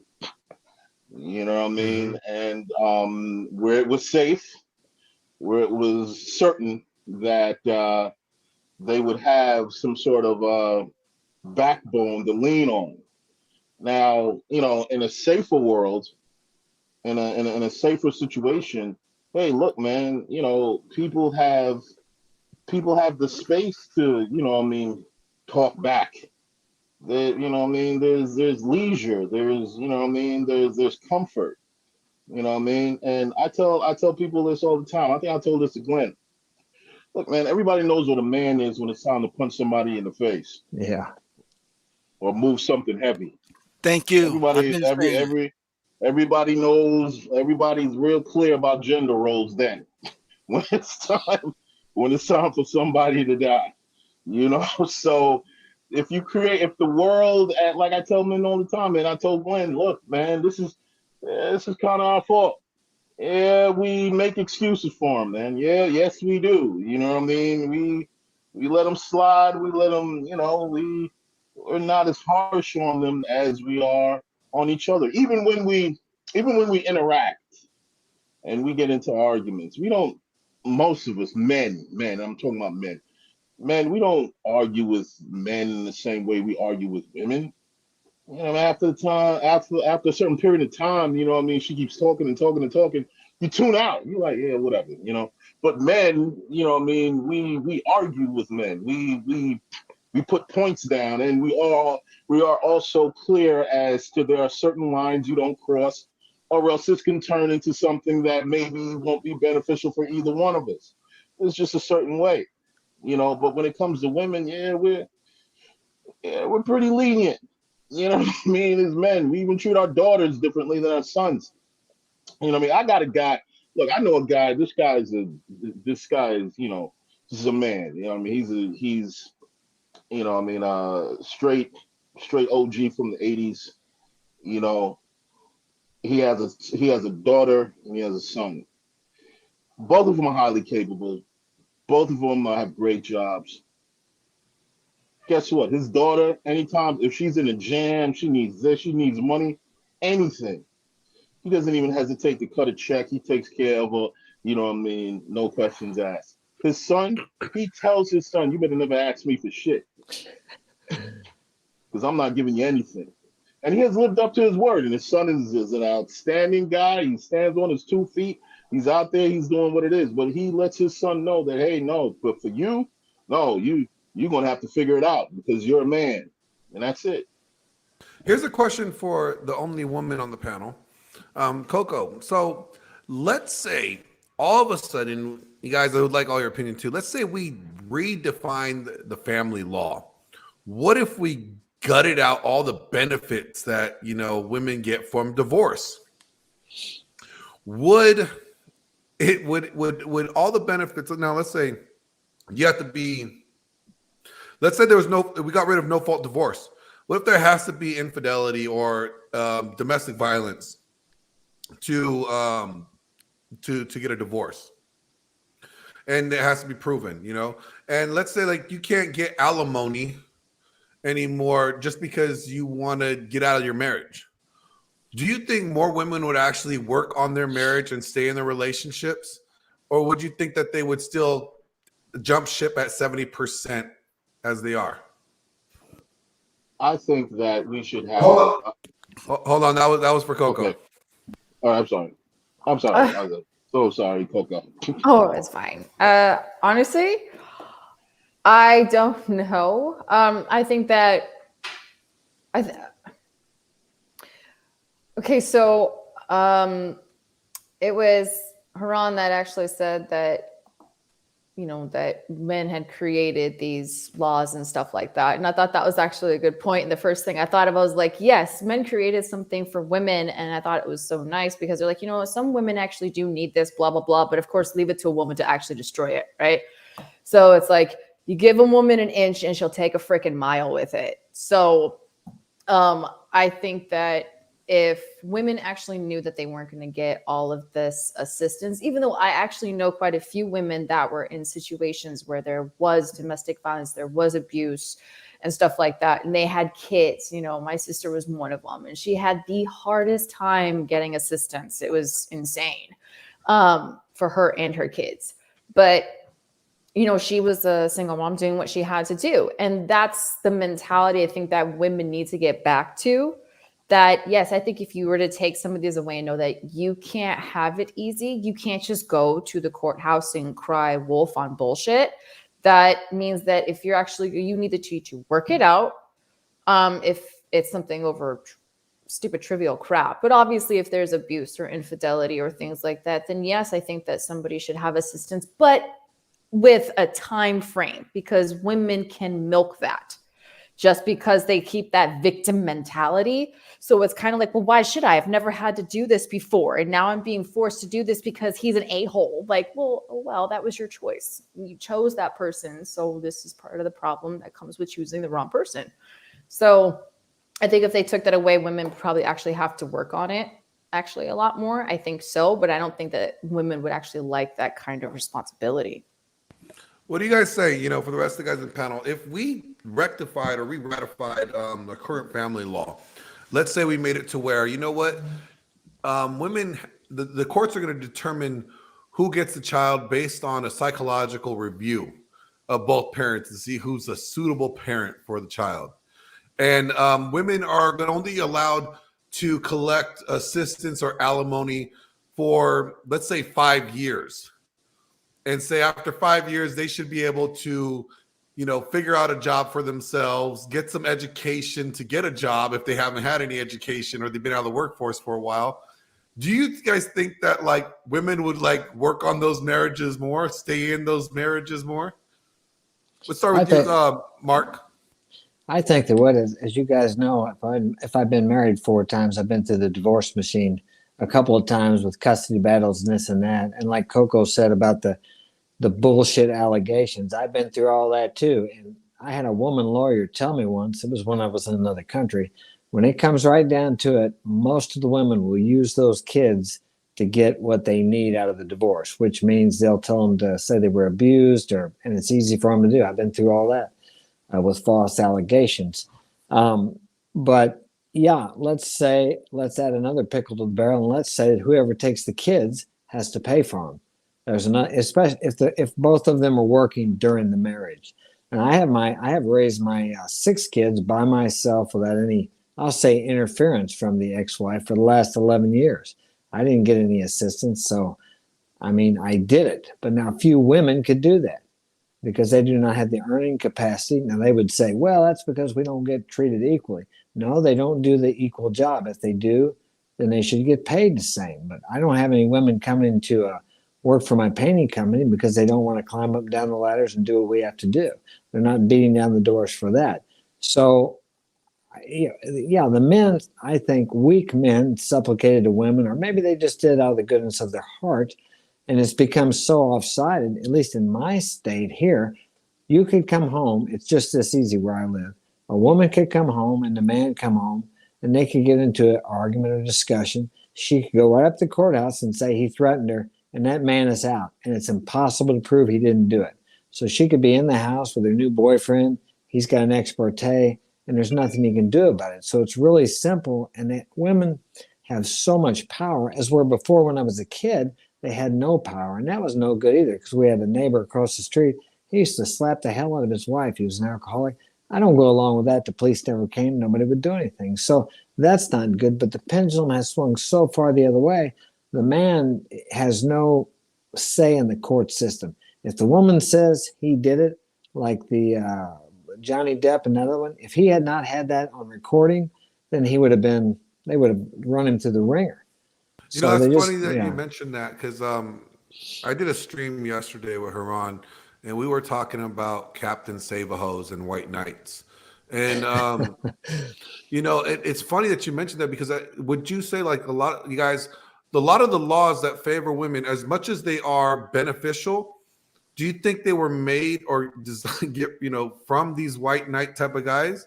Like, I think a lot of these laws are very beneficial and are good for the right women in the right situations, but we have so many women abusing these laws. Yeah. And no guy is saying, like, hey, this is wrong. And if you do say you're wrong, these laws are wrong or being abused, you're a misogynist. Yeah. And then you have these white knights with their capes on, trying to run in there, like, saying you got to believe all women. What do you guys think about that? Helos, go ahead. Most of these laws would work in a perfect vacuum, but the thing is there are so many nuances, and it's how do you put it into, it's hard to put it into words. Obviously, if you see somebody being done wrong, you want to intervene, you want to say something, but trigger alert, you see things that are in society that are wrong. So, for example, police brutality, you know what I'm saying? I'm not saying that it doesn't exist, but it doesn't exist to the extent that people are saying it does, right? A year ago, people were saying we need to abolish police. How absurd is that? Good luck with that. That is absurd. You know what I'm saying? It's absurd. And you know what it did? It created a vacuum. My home state's California. It's a fucking madhouse over there. You know what I'm saying? Heard. You know what I'm saying? You got people, they can't even eat in the restaurant. I saw footage of a dude eating with his girl in the restaurant. They ain't stuck the motherfucker up at the restaurant while he eating. You know what I'm saying? Like, and it's just all up and down the California coast. San Francisco, LA, San Diego, take your pick. You know what I'm saying? And what did you thought going back to what we thought was progress, right? Oh, that movement was regression. You know what I'm saying? And it's going to take that much more to try to get that rut out of there. And it's painful to say that, because my thing is, and I trigger alert again, George Floyd, right? That episode right there changed my paradigm, where I was like, let me wait till the smoke clears before I get my feelings involved, right? That's why I decided I wasn't going to watch TV no more, because you're watching TV, you're like, oh my God, what are they doing? You know what I'm saying? And then when the smoke clears, you're like, well, hold on. You know what I'm saying? And much as we want to believe, take it from me, I want to believe that people in their heart don't want to do bad things, right? Going back to this Amber Heard, face value, right? Let's take all this stuff out here, face value. If Amber Heard was like, yeah, this motherfucker whooped my ass, you're going to be like, yo, we need to do something about that. You know what I'm saying? Going back to the white knight theory, right? We don't know. I would even go as far as this. So Friedrich Nietzsche wrote this book over 100 years ago in the 1890s, probably 1880s, called Beyond Good and Evil, right? And this is the thing that I find very interesting. People will frame things in a way where they'll make you think that they were wrong when they were the propagators or they're the initiators of the problem in the first place. And that right there is another level of evil, or of a sickness that's pervasive in our society. Look at me, I've been done so wrong, save me. You know what I'm saying? And I'm not saying that people are not doing it. I'm not saying that there shouldn't be things in place, but it just shows you that it shows you that there's so much being taken advantage of, right? Because people think that if they can bend the wheel of something to their way, right? That fucking picture, goddamn! I Leave can't it to even focus Tristan. no. Leave it to Tristan. Stay in Fuck character, it. sir. I'm sorry. Tristan, just Yo, so you guys man. know, Tristan is the meme king. You know, Basically. Haran, what you got to Um, say? um, well, I tell people all the time, man, anytime we get into these kind of discussions, always remember, man, children are people and people are children, and I say that to say that if you really want to control the situation where people are involved, there has to be consequence. There has to be real consequences. The problem with the liberal arm of the political spectrum is that and this is what a lot of conservatives have a problem with. They are hell bent on removing the concept of consequence. And when you remove the concept of consequence, you flip a switch on the minds of people, and you know what they act like? They act like children. Children So, act like victims. Because children are inherently, yes, weak, and they understand that their greatest weapon against adults is Jesus Christ. Haran, Bro, stay in character. Stay in character. They understand that that essentially the point here is that children basically try to use their own victimhood to manipulate adults. Okay, you see it time and time again. You'll have a kid that manipulates the situation to put the mother against the father. And adults have to be understanding, and they have to see that, and they have to be like, hey, this kid's trying to basically control the whole household by basically putting us against each other. Now, here's the issue that I have with here's one of the things that I want to state when it comes to marriage. I think that marriages, man, you should have to approach that thing like you approach leasing a car. Okay, there should be a situation where like you got to renew it every couple of years. Yeah, I think so. I think you got to yeah. I think you should be able to renew a marriage in a couple of years. If there should be of course a couple of stipulations and so on and so forth provided involved with it. But after let's say if we come to a certain point where like we're talking about renewing our marriage, and you say, you know what, I want to trade you in, you want to trade me in, or I just want to cut my losses, blah blah blah, so on and so forth. You should be able to do that. You should be able to do that, man. And depending on how long, just like when you lease in a car, depending on how long you've had it, you are responsible for whatever dings and scrapes. So if we've been together for, let's say, if we survive the second leasing and the third one, we're like, yeah, we're cutting our losses. Okay, you only get this amount of money. That's the cap. Oh, no. Well, then you It got is, and it's based on time. I was Yes, saying, you got based to on worry time. about that though, because then like what if you got the girl pregnant like 3 times, right? And then it's like, well, these stretch marks are from your wear and tear on this Hey, vehicle, Yeah, and now you got to pay she for breastfed that. 3 kids. I'm not saying that it wouldn't be a lengthy situation. I'm not saying that it's not a layered situation. But my God, man, we gotta. This gentleman here, Mark. I mean, Mark, you've been married and you've been divorced 4 times, sir. Yes, sir.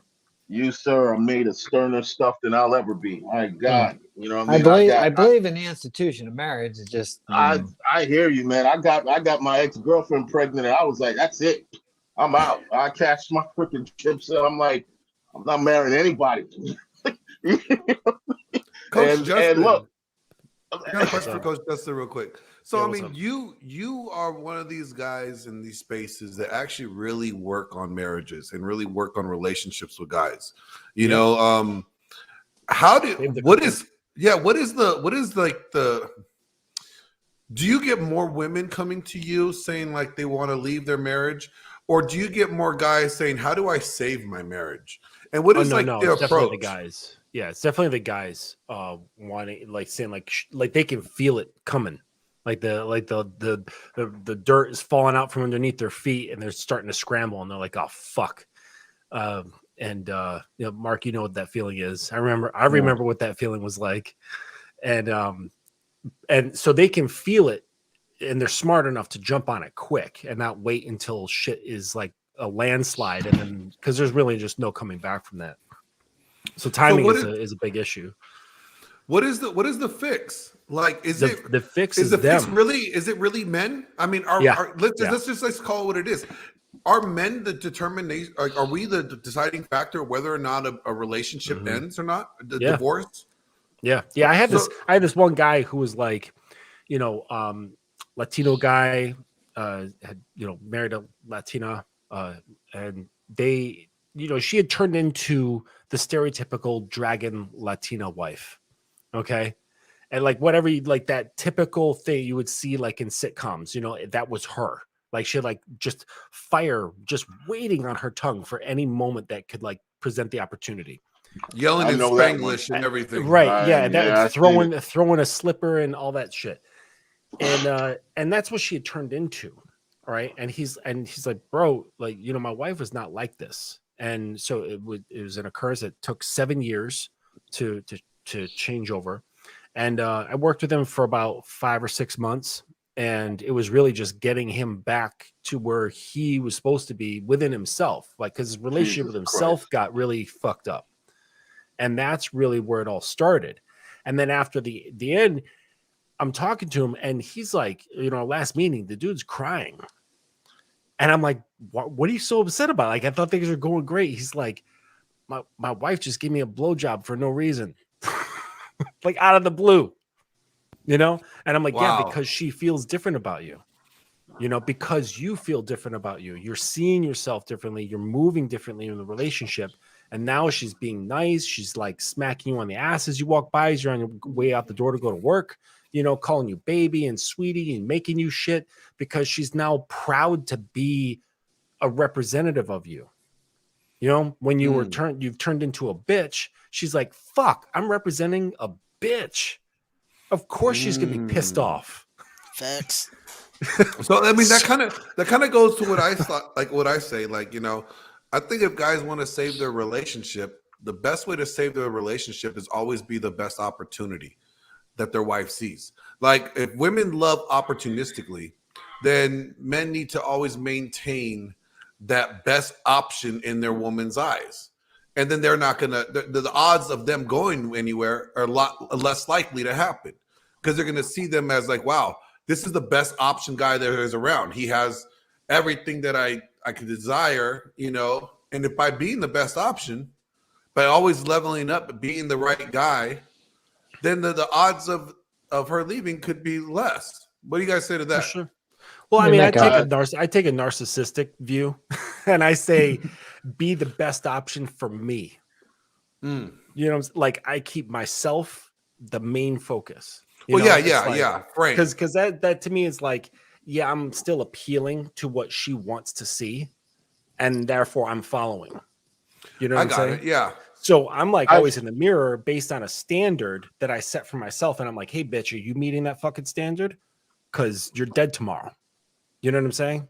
And it's like, and if she wants to vibe with it, cool. If she doesn't, cool. But that doesn't change my reality. Like, yeah. Like, but I'm just saying, like, always leveling up, always being on being on your square, as Haran Yeah. would say, always taking care of what you got to take care of, leveling yourself up, always will keep you as a top contender, as the option, the best option, you know.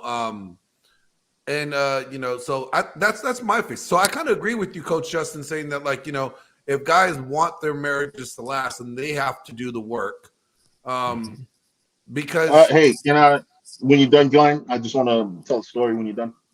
yeah.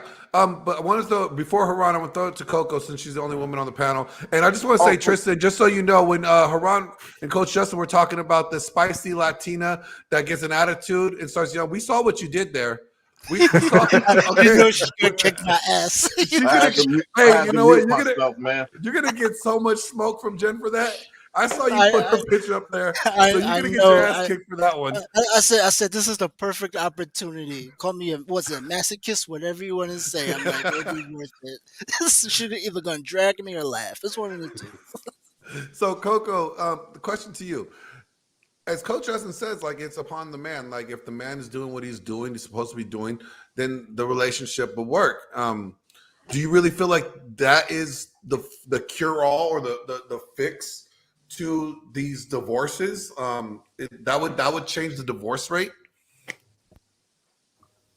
I don't know. Women have gone so toxic over the years. It's kind of sad and pathetic. But I mean, from a personal and general standpoint, point of view, I really feel like, yes, if men actually not just talked about the things that they wanted to do or provide or what they're about, but that they actually also did it with their actions. And the biggest thing is consistency, because no offense to men, one of the things of my experiences is that they are consistent at being inconsistent. So, and a woman finds that extremely unattractive, because a man expects a woman to be consistent in all things all the time. What her role is that he has for her, if she is consistent, a man finds that absolutely sexy. Like, no matter what's going on in their relationship, no matter what's going on in life, she always puts him first, does everything that she said, like, this is my role that I am going to do, and I do that 110%. But if a guy is going through something, or like if he's just like, oh, okay, well, you know, I've done this, like, I'm not feeling it right now, and he's not consistent, then it's unattractive to a woman to see a man that's not consistent, because then it also shows, okay, well, then who's also a priority? Because these were priorities to you. So your priorities don't matter to you. And now also I'm not a priority to you. You can't expect me to uphold the expectations or standards that you have for me in a relationship, but then you fall back on the ones that you told me that this is what you're about, which is the reason why I am even with you in the first place. I Good like point. that. That's a very good point. Yeah, well said. I would like to say that I knew of a guy who was I think I told Glenn this story. I knew a guy who a friend of his, he was overweight. You know what I mean? He was in a marriage, a hellish marriage. His wife basically treated him like garbage, treated him as if he was invisible. And he was just declawed in every manner that you can probably think of a man to be declawed. And one day, a switch went off, and he started going to the gym, and he started going more, and he cleaned up his diet, and then a couple of months later, he shows up. Stu's like 10% body fat. You know what I mean? Reconstructed body and the whole nine. He tells the woman, maybe a month or two later, yeah, I want a divorce. And she My and man. she was flabbergasted. She was distraught, because in her mind she said, wait, this guy's about to go out there and be the complete antithesis of what he was when I was with him, and I'm not going to experience any of that. Or he might have been close to that, or some version of that, way back before, when they met initially. Now, I say all this to say, Coco, I wanted to ask you: is that a fear of some women that okay, I'm gonna put a scenario up. Another scenario that I know of a guy personally. His girl left him. He was down and out. I mean, he was again a shell of himself. She leaves him. He goes out there. He gets in shape, gets a better gig. What I mean, moves into a better apartment or whatever, and he bumps into his old girlfriend. Maybe a year later, his ex bumps into his ex, and his ex is with a new dude, right? Now, she sees him, he sees her, and he's just like, cordial, whatever. And her eyes light up in front of her new dude. I mean, she's ready to. I don't want to sound crass, but she's No, ready to say it like you told me. Say it like you told me. Don't be Well, sugarcoating shit.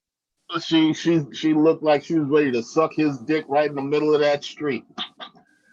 Okay, she was ready to give him the long throat, double-handed gawk, and right in the middle of that goddamn street.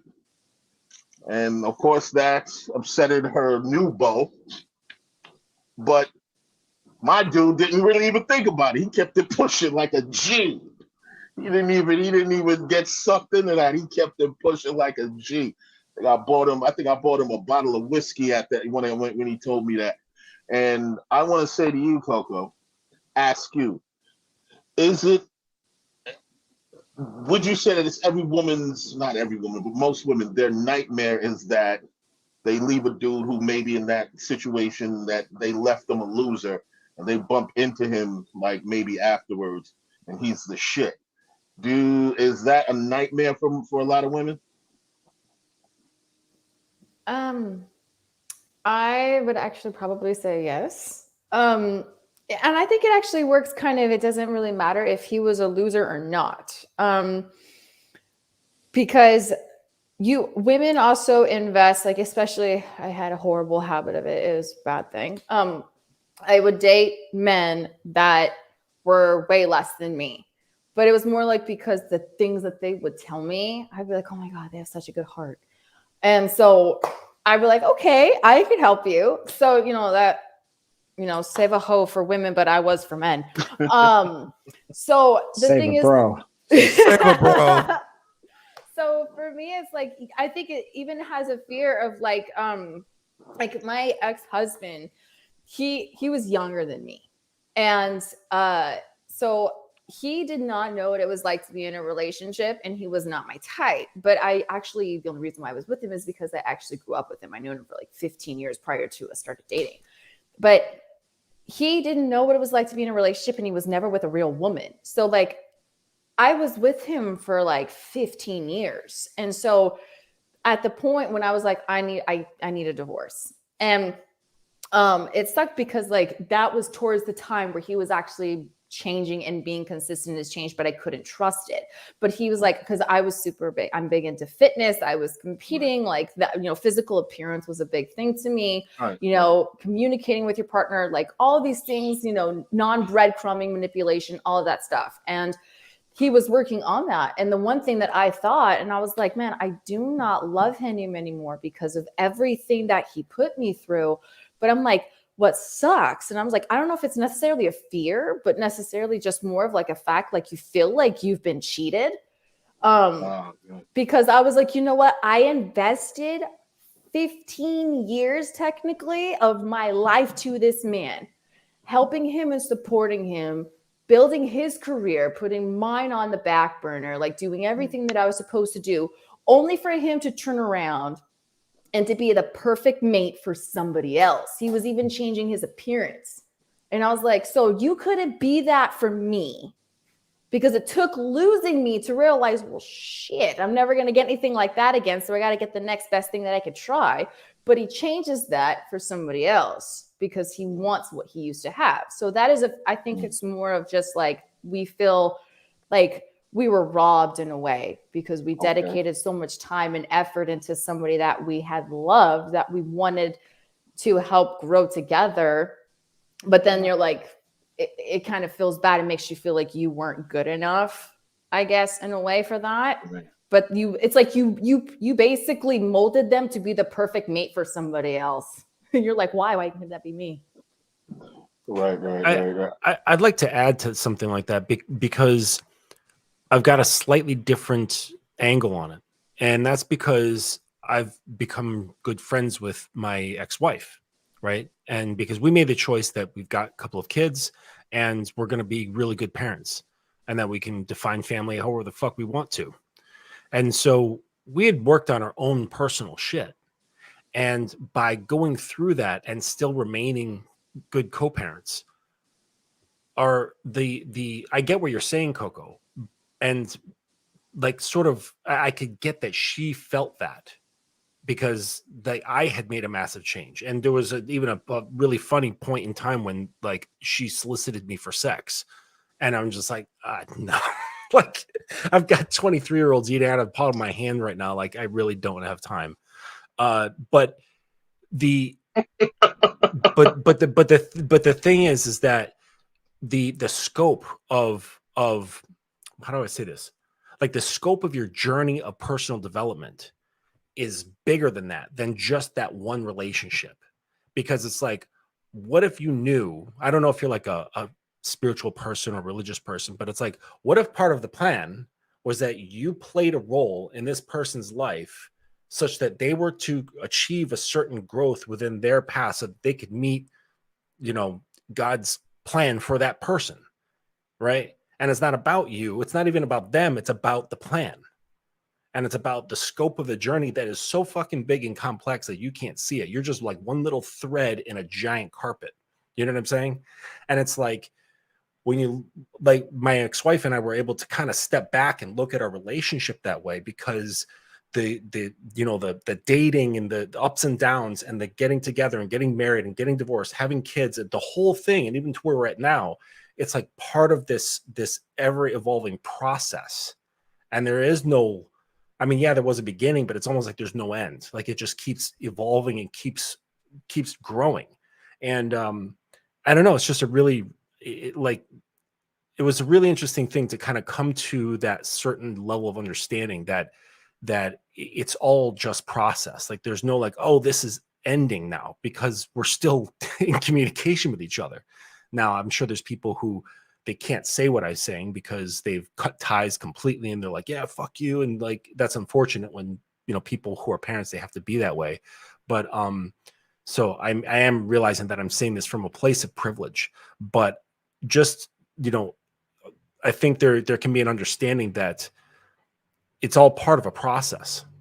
And when it comes to human development, it's like we're given the things that we need for that moment. And it's like sometimes you need that person for a few years or just a couple of months or many years. And it's like you fulfill something in them that they may not even be aware of, that you may not even be aware of, but it needs to happen. And, and sometimes the result is bad for that moment. You're like, wait, I can't see the thing, but it's like, you will see it in like 7 years from now. And then you look back and you're like, oh, I fucking get it. Cause now you can see your own map even bigger. It's like that sort of shit. No, that was impactful. That was really good. That was great. I just want to say one thing in reference to what you're saying. First of all, kudos to you, sir. You and the great co-parenting situation that you have. I think deep down, I think all of us try to at least aspire to that, or hopeful. That's a cool situation with people that we have children with. Mm-hmm. One of the things that I would like to add is that I was discussing this with Glenn, and I told him that I am in support of hypergamy. I am of support of women basically shooting for the 10 to 20% of men. even if they're shooting out of their range. And the reason why I am in support of that is because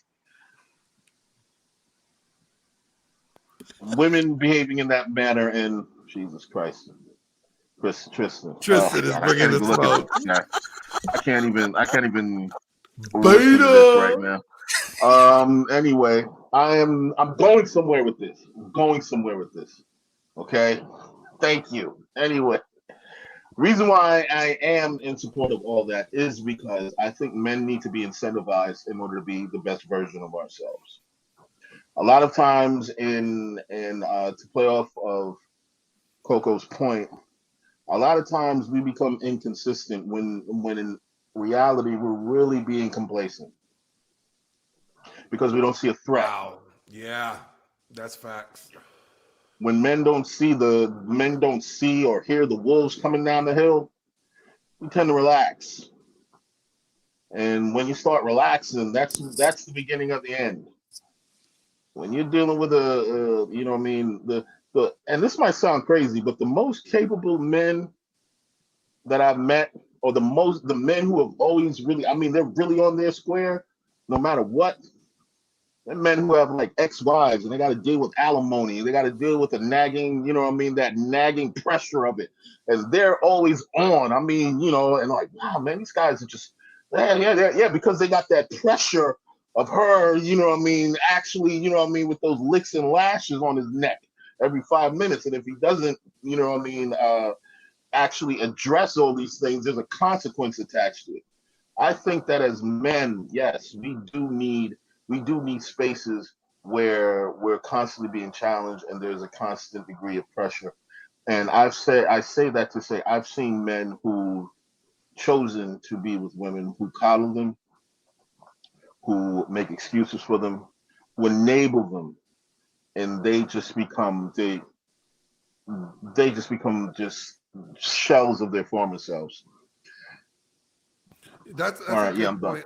I want to bring up like my buddy Helos Petros West over here because like West, like me and you go back like 8 trucks and Cadillacs.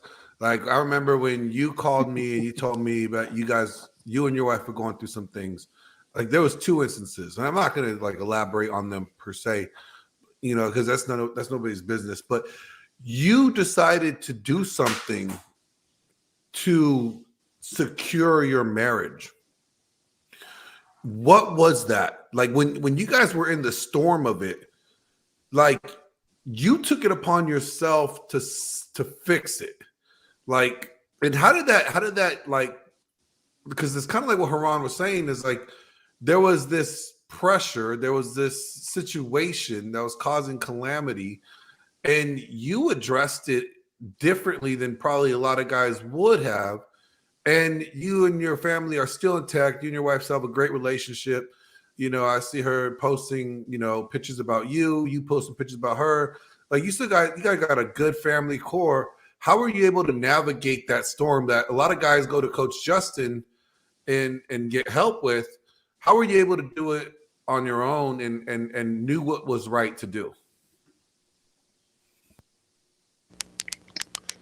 Well, that's a very complex question, but I'll try to answer it the best way I know how. And pretty much, you have in life, you want to do good, right? And it seems like everybody's pushing you against the wall to do something out of character just so they can be like, yeah, I told you so. I knew he would do this if he was put in the right position, right? And going back to, people are not as good as they say they are. My thing was, I decided to take on an ambitious project, right? It was a project that was a development for myself, right? And you realize that there's more to you than what you think you have. You know what I'm saying? Coco went into conversation where she was like, yo, I put so much in it. Yeah. And it sucks. Welcome to what it feels like to be a dude. Um, but what I will say with that is that it'll show you how much you have inside of you. You know, like, you know, you know, maybe 5 to 6 years ago, I had this thing that, this emotional barter system. That doesn't fucking work. So you have to become the ultimate savage, right? You do what you do and you move the fuck on. And you find yourself, I kind of compare it to Ayrton Senna, right? When he was racing. You find yourself in this band where you're pushing the edge. You're constantly pushing the edge. And it's like can't nobody touch you when you're at that point. Like you would say, people are like, well, women want to see somebody that can lead, right? And the best way you can do is to be on your personal ambitious,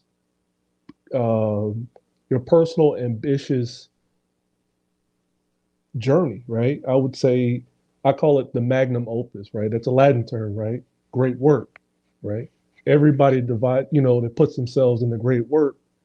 You don't have time for the shenanigans. You know what I'm saying? So you push all the shenanigans out the way, right? And then you focus on what you think is the right thing, right? And it's not going to be something that, not everybody's going to believe what you think it is. Nobody's going to follow you. You know what I'm saying? You have to be your own person. You have to be willing to stand alone. You know what I'm saying? And when you're able to stand alone and you can hold your own, you're no longer chasing. Now you're attracting. You know what I'm saying? And I think that's the best way that you can go about things. I'm not going to say it's going to work for everybody. That's why I kind of shook my head when you were like, oh, well, I mean, you got some guys that do everything they're supposed to do and they still get screwed. But the thing is, in life, people are going to come and go. And going back to the fast food, the quicker it comes, the quicker it goes. You know what I'm saying? Taco Bell, that should have gone right through your ass. Bell. I knew you were going to say Taco Bell. Hey guys, I got to get out of here. It's been a pleasure. Nice All right, to meet you, Mark. Coco. The All rest right, of you guys, Mark. Have a appreciate great it. Thanks night. for inviting me. All right, Yeah, Mr. you Mark. too. All right, Have a good man. one. Hey, Mark, this was our replacement for Thor's show since he's in Miami right I now. wasn't sure what it was, but I got on as quick as I could.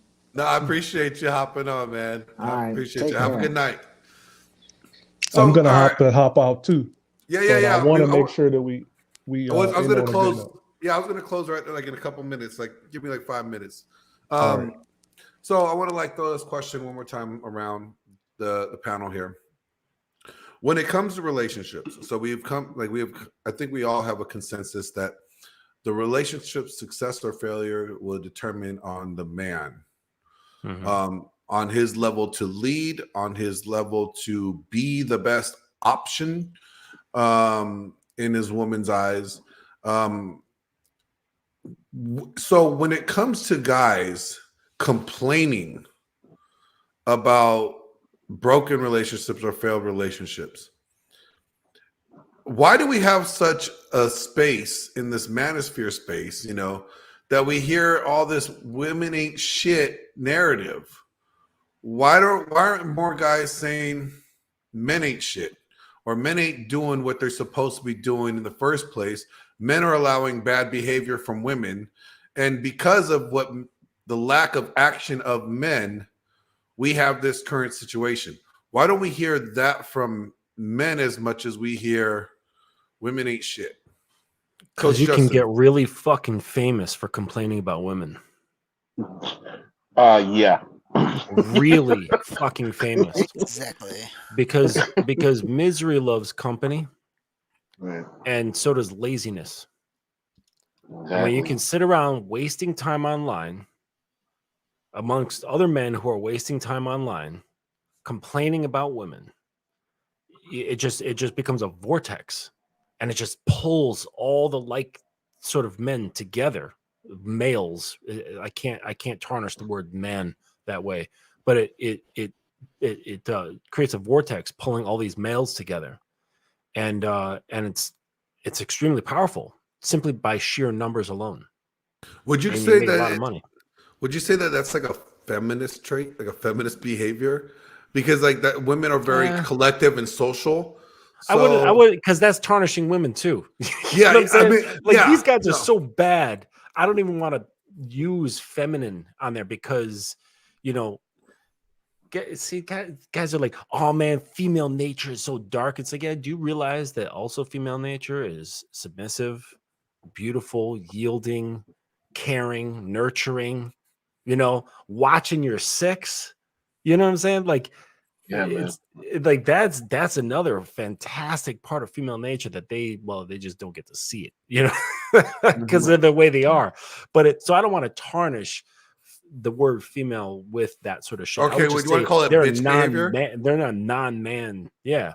They're bitch behavior. They're being pussies. If you look up the word, the word pussy comes from, and it has nothing to do with female anatomy. It comes from the word pusification. So check that out. All right. Well, anybody else got last words? Let's go around the panel real quick. We call it a night. Helios Petros, where can everybody find you for your great wisdom and your memes and stuff that you post on your timeline?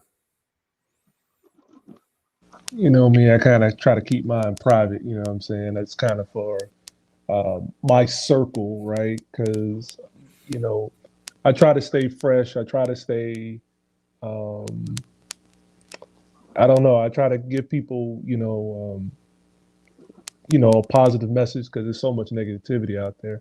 But if you want to follow me on Instagram, I'm at Helios Petros West, all lowercase. But you know, I'm a small fry out here in the world. You know what I'm saying? I'm not trying to do nothing big. I just try to keep my circle encouraged. That's me. Don't sell yourself short, because me and you have had some amazingly deep conversations. I mean, when it comes to friends, like Helios Petros is one of my closest friends. I mean, when I'm down and out, this guy will drive at 2 a.m.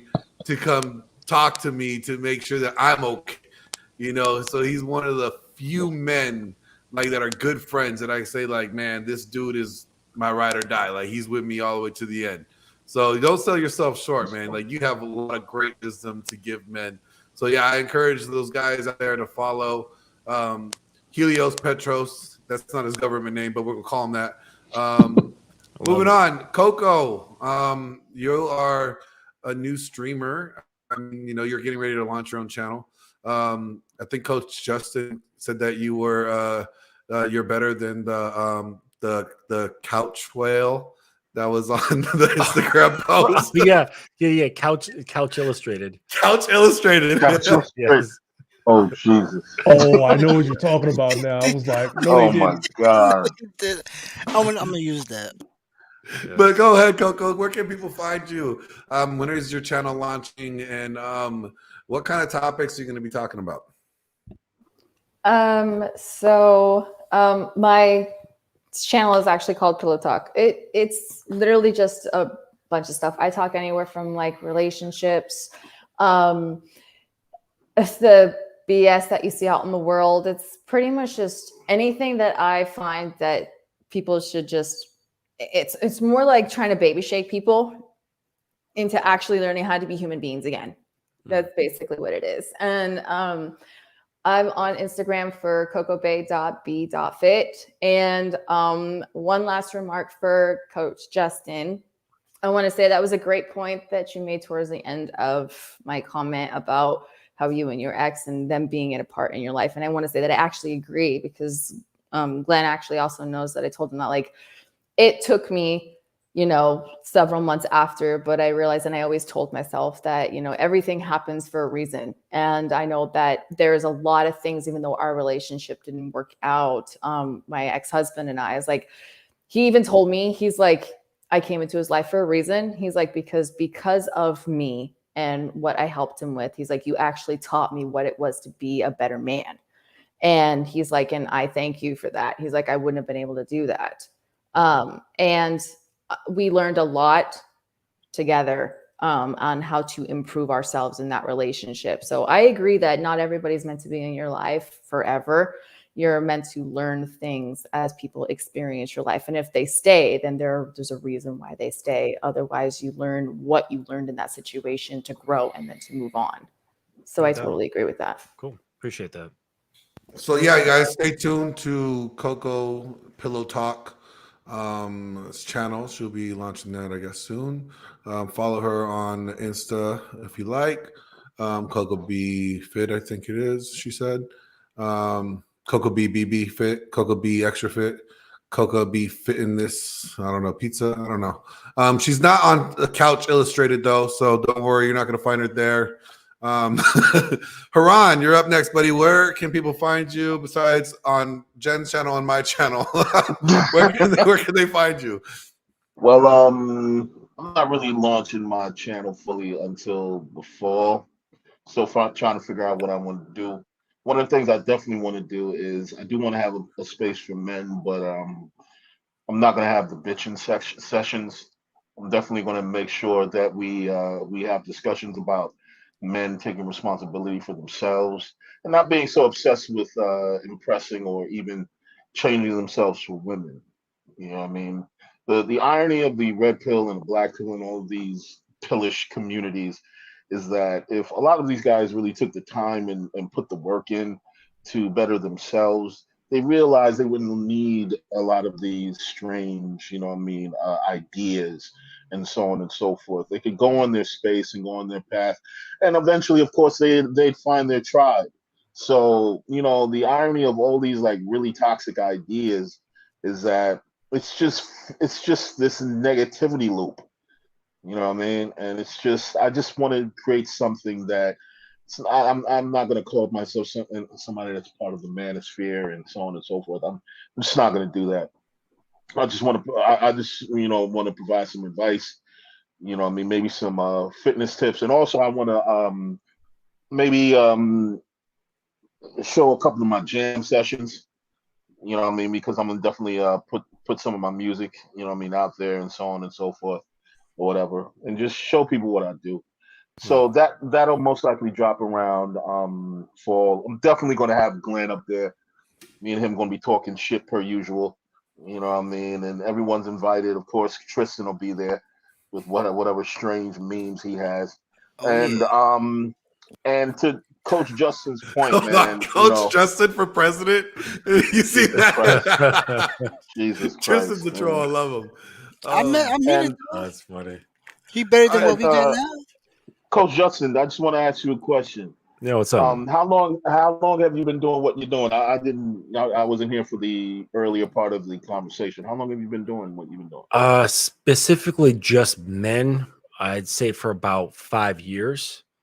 And Cool. before that, I was, guiding and teaching people for many years. So like I Awesome. started as a Buddhist. I lived in a temple for a lot of years. And Oh wow. so from doing that, you get on a path of like helping people. And then it just slowly turned into, actually my divorce was the thing that kind of like set me forth on helping guys. Yeah. Funny how that happens. Exactly. But yeah, With that, definitely, Coach man. I'm definitely gonna Justin. follow your channel. Thank you. Yeah, definitely. Hey guys listening, whoever ends up watching this in the replay, definitely follow everybody's channel. doubt. These are all good people to listen to. I love them all. If I didn't have respect for them, none of them would be on my channel. Let's just say that. With that said, Coach Justin, where can everybody find you? And where do they find you if they want some other coaching? Because you are a very specific, detailed, and interesting coach. You coach not just relationships, but you coach some other things. So where can they find you, and if they have these piqued interests? Well, everybody had their sunglasses on. I just found this pair of safety glasses over here, so I had to put these. But I have a YouTube channel. It's just Coach Justin, and but I'm working on the SEO with my tags and all that stuff because it's not easily found. So just working on that. It's a lot of legwork. And then my Instagram, a little bit easier. It's just Coach Justin _AE. The AE stands for the Alpha Evolution, which is the program that I created to help guys. And yeah, I mean, like it is like relationship stuff. Teaching guys, some real game, which basically has nothing to do with women whatsoever, but turns out having a tremendous effect on women, to say the least. I've seen some of my posts of like how my messages go, like, women having to go off into the middle of work day into the company bathroom to masturbate, listening to my voice messages and things of that nature. And then, I have like more of like a different program where for people who are in like more committed relationships, where we delve way, way, way deep into their sexuality and learn about like, well, I mean, is it just to be dominant? Like, well, what kind? Like, what does that look like? And like really kind of like flesh it out for the couple and her submissiveness. I'm friends with a coach who works with women and their submissiveness and like how to cultivate that, because that's an art in itself as well. And, because we're dealing with synergy here. And but because it's so the effect is so deep that you can't really teach it to people who are not in committed relationships, because you can end up like really, if I teach this like Jedi shit to dudes who are just out here like playing the field, they'll just destroy like women's minds and it won't be cool. So it's like, you go that deep, you gotta like be in a committed situation where you can both like go into the depths and and it just becomes this limitless growth. It's amazing. You guys, that's definitely awesome. You guys need to check out Coach Justin if you guys need some of that game work, or if you're in that committed relationship and you want to take things to the next level. Definitely hit Coach Justin up for it, consult and everything else. Tristan, where can we find you and your memes, man? Here or on Jen's channel on the Block with Jen, and Haran's and Glenn's friends. That's about it. My circle is limited. You know what I'm saying? So to people on this panel, if you need me, I have memes for you for centuries. Okay, just call Glenn. He'll call me. Definitely. With that, I will say thank you guys for all being on the panel. Thank you guys for giving up your time tonight. Talk about this. I really think we did expand on a lot of the issues that we're seeing in relationships and divorces, and I think we have some practical fixes that men could apply, women could apply as they navigate their relationships. I think it was a good talk. Until next time. What's funny? I'm going to say this real quick, because the last show we in Haran, we talked about white knights and Captain Save-A-Hos. And I really thought it was interesting because I think, and I'll leave with this note, but I think white knights and Captain Save-A-Hos are predators. And I will share my screen to highlight that real quick. Look what it says. The internet's thing for white knight. A white knight is a man who comes to the unsolicited defense of a woman online in hopes for a romantic or sexual favor. That sounds pretty predatorish, if you ask me. So we're out here trying to make sure contract. Covert contracts. We're trying to like eliminate guys from being white knights and Captain Save-A-Hos. The slang term for Captain Save-A-Ho, I'm sharing it real quick, is this right here. It says is a man has become to slang phrase for Captain Save-A-Ho has become to mean a man who spends excessive amount of money and time and money trying to please a woman, usually a promiscuous one. So I think that's some really predatory behavior from the guys that don't have game, that don't listen to Coach Justin, who don't, that are very manipulative. I think that's a very negative trait to have. So for all of you on the panel, thank you. Haran, thank you. Yes, sir. Helios, Petros. And Glenn, just real quick, like while we're on definitions, I wanted to just clean something up. The word is pusillanimous, right? And that's where the word pussy comes from. It comes from the word pusillanimous, and it means showing lack of courage or determination, or being timid or faint-hearted. Oh, wow. Yes. So the word pussy does not come from women at all. Like their genitalia, nothing. Okay. It comes from pusillanimous. Now I know what to put in my essays.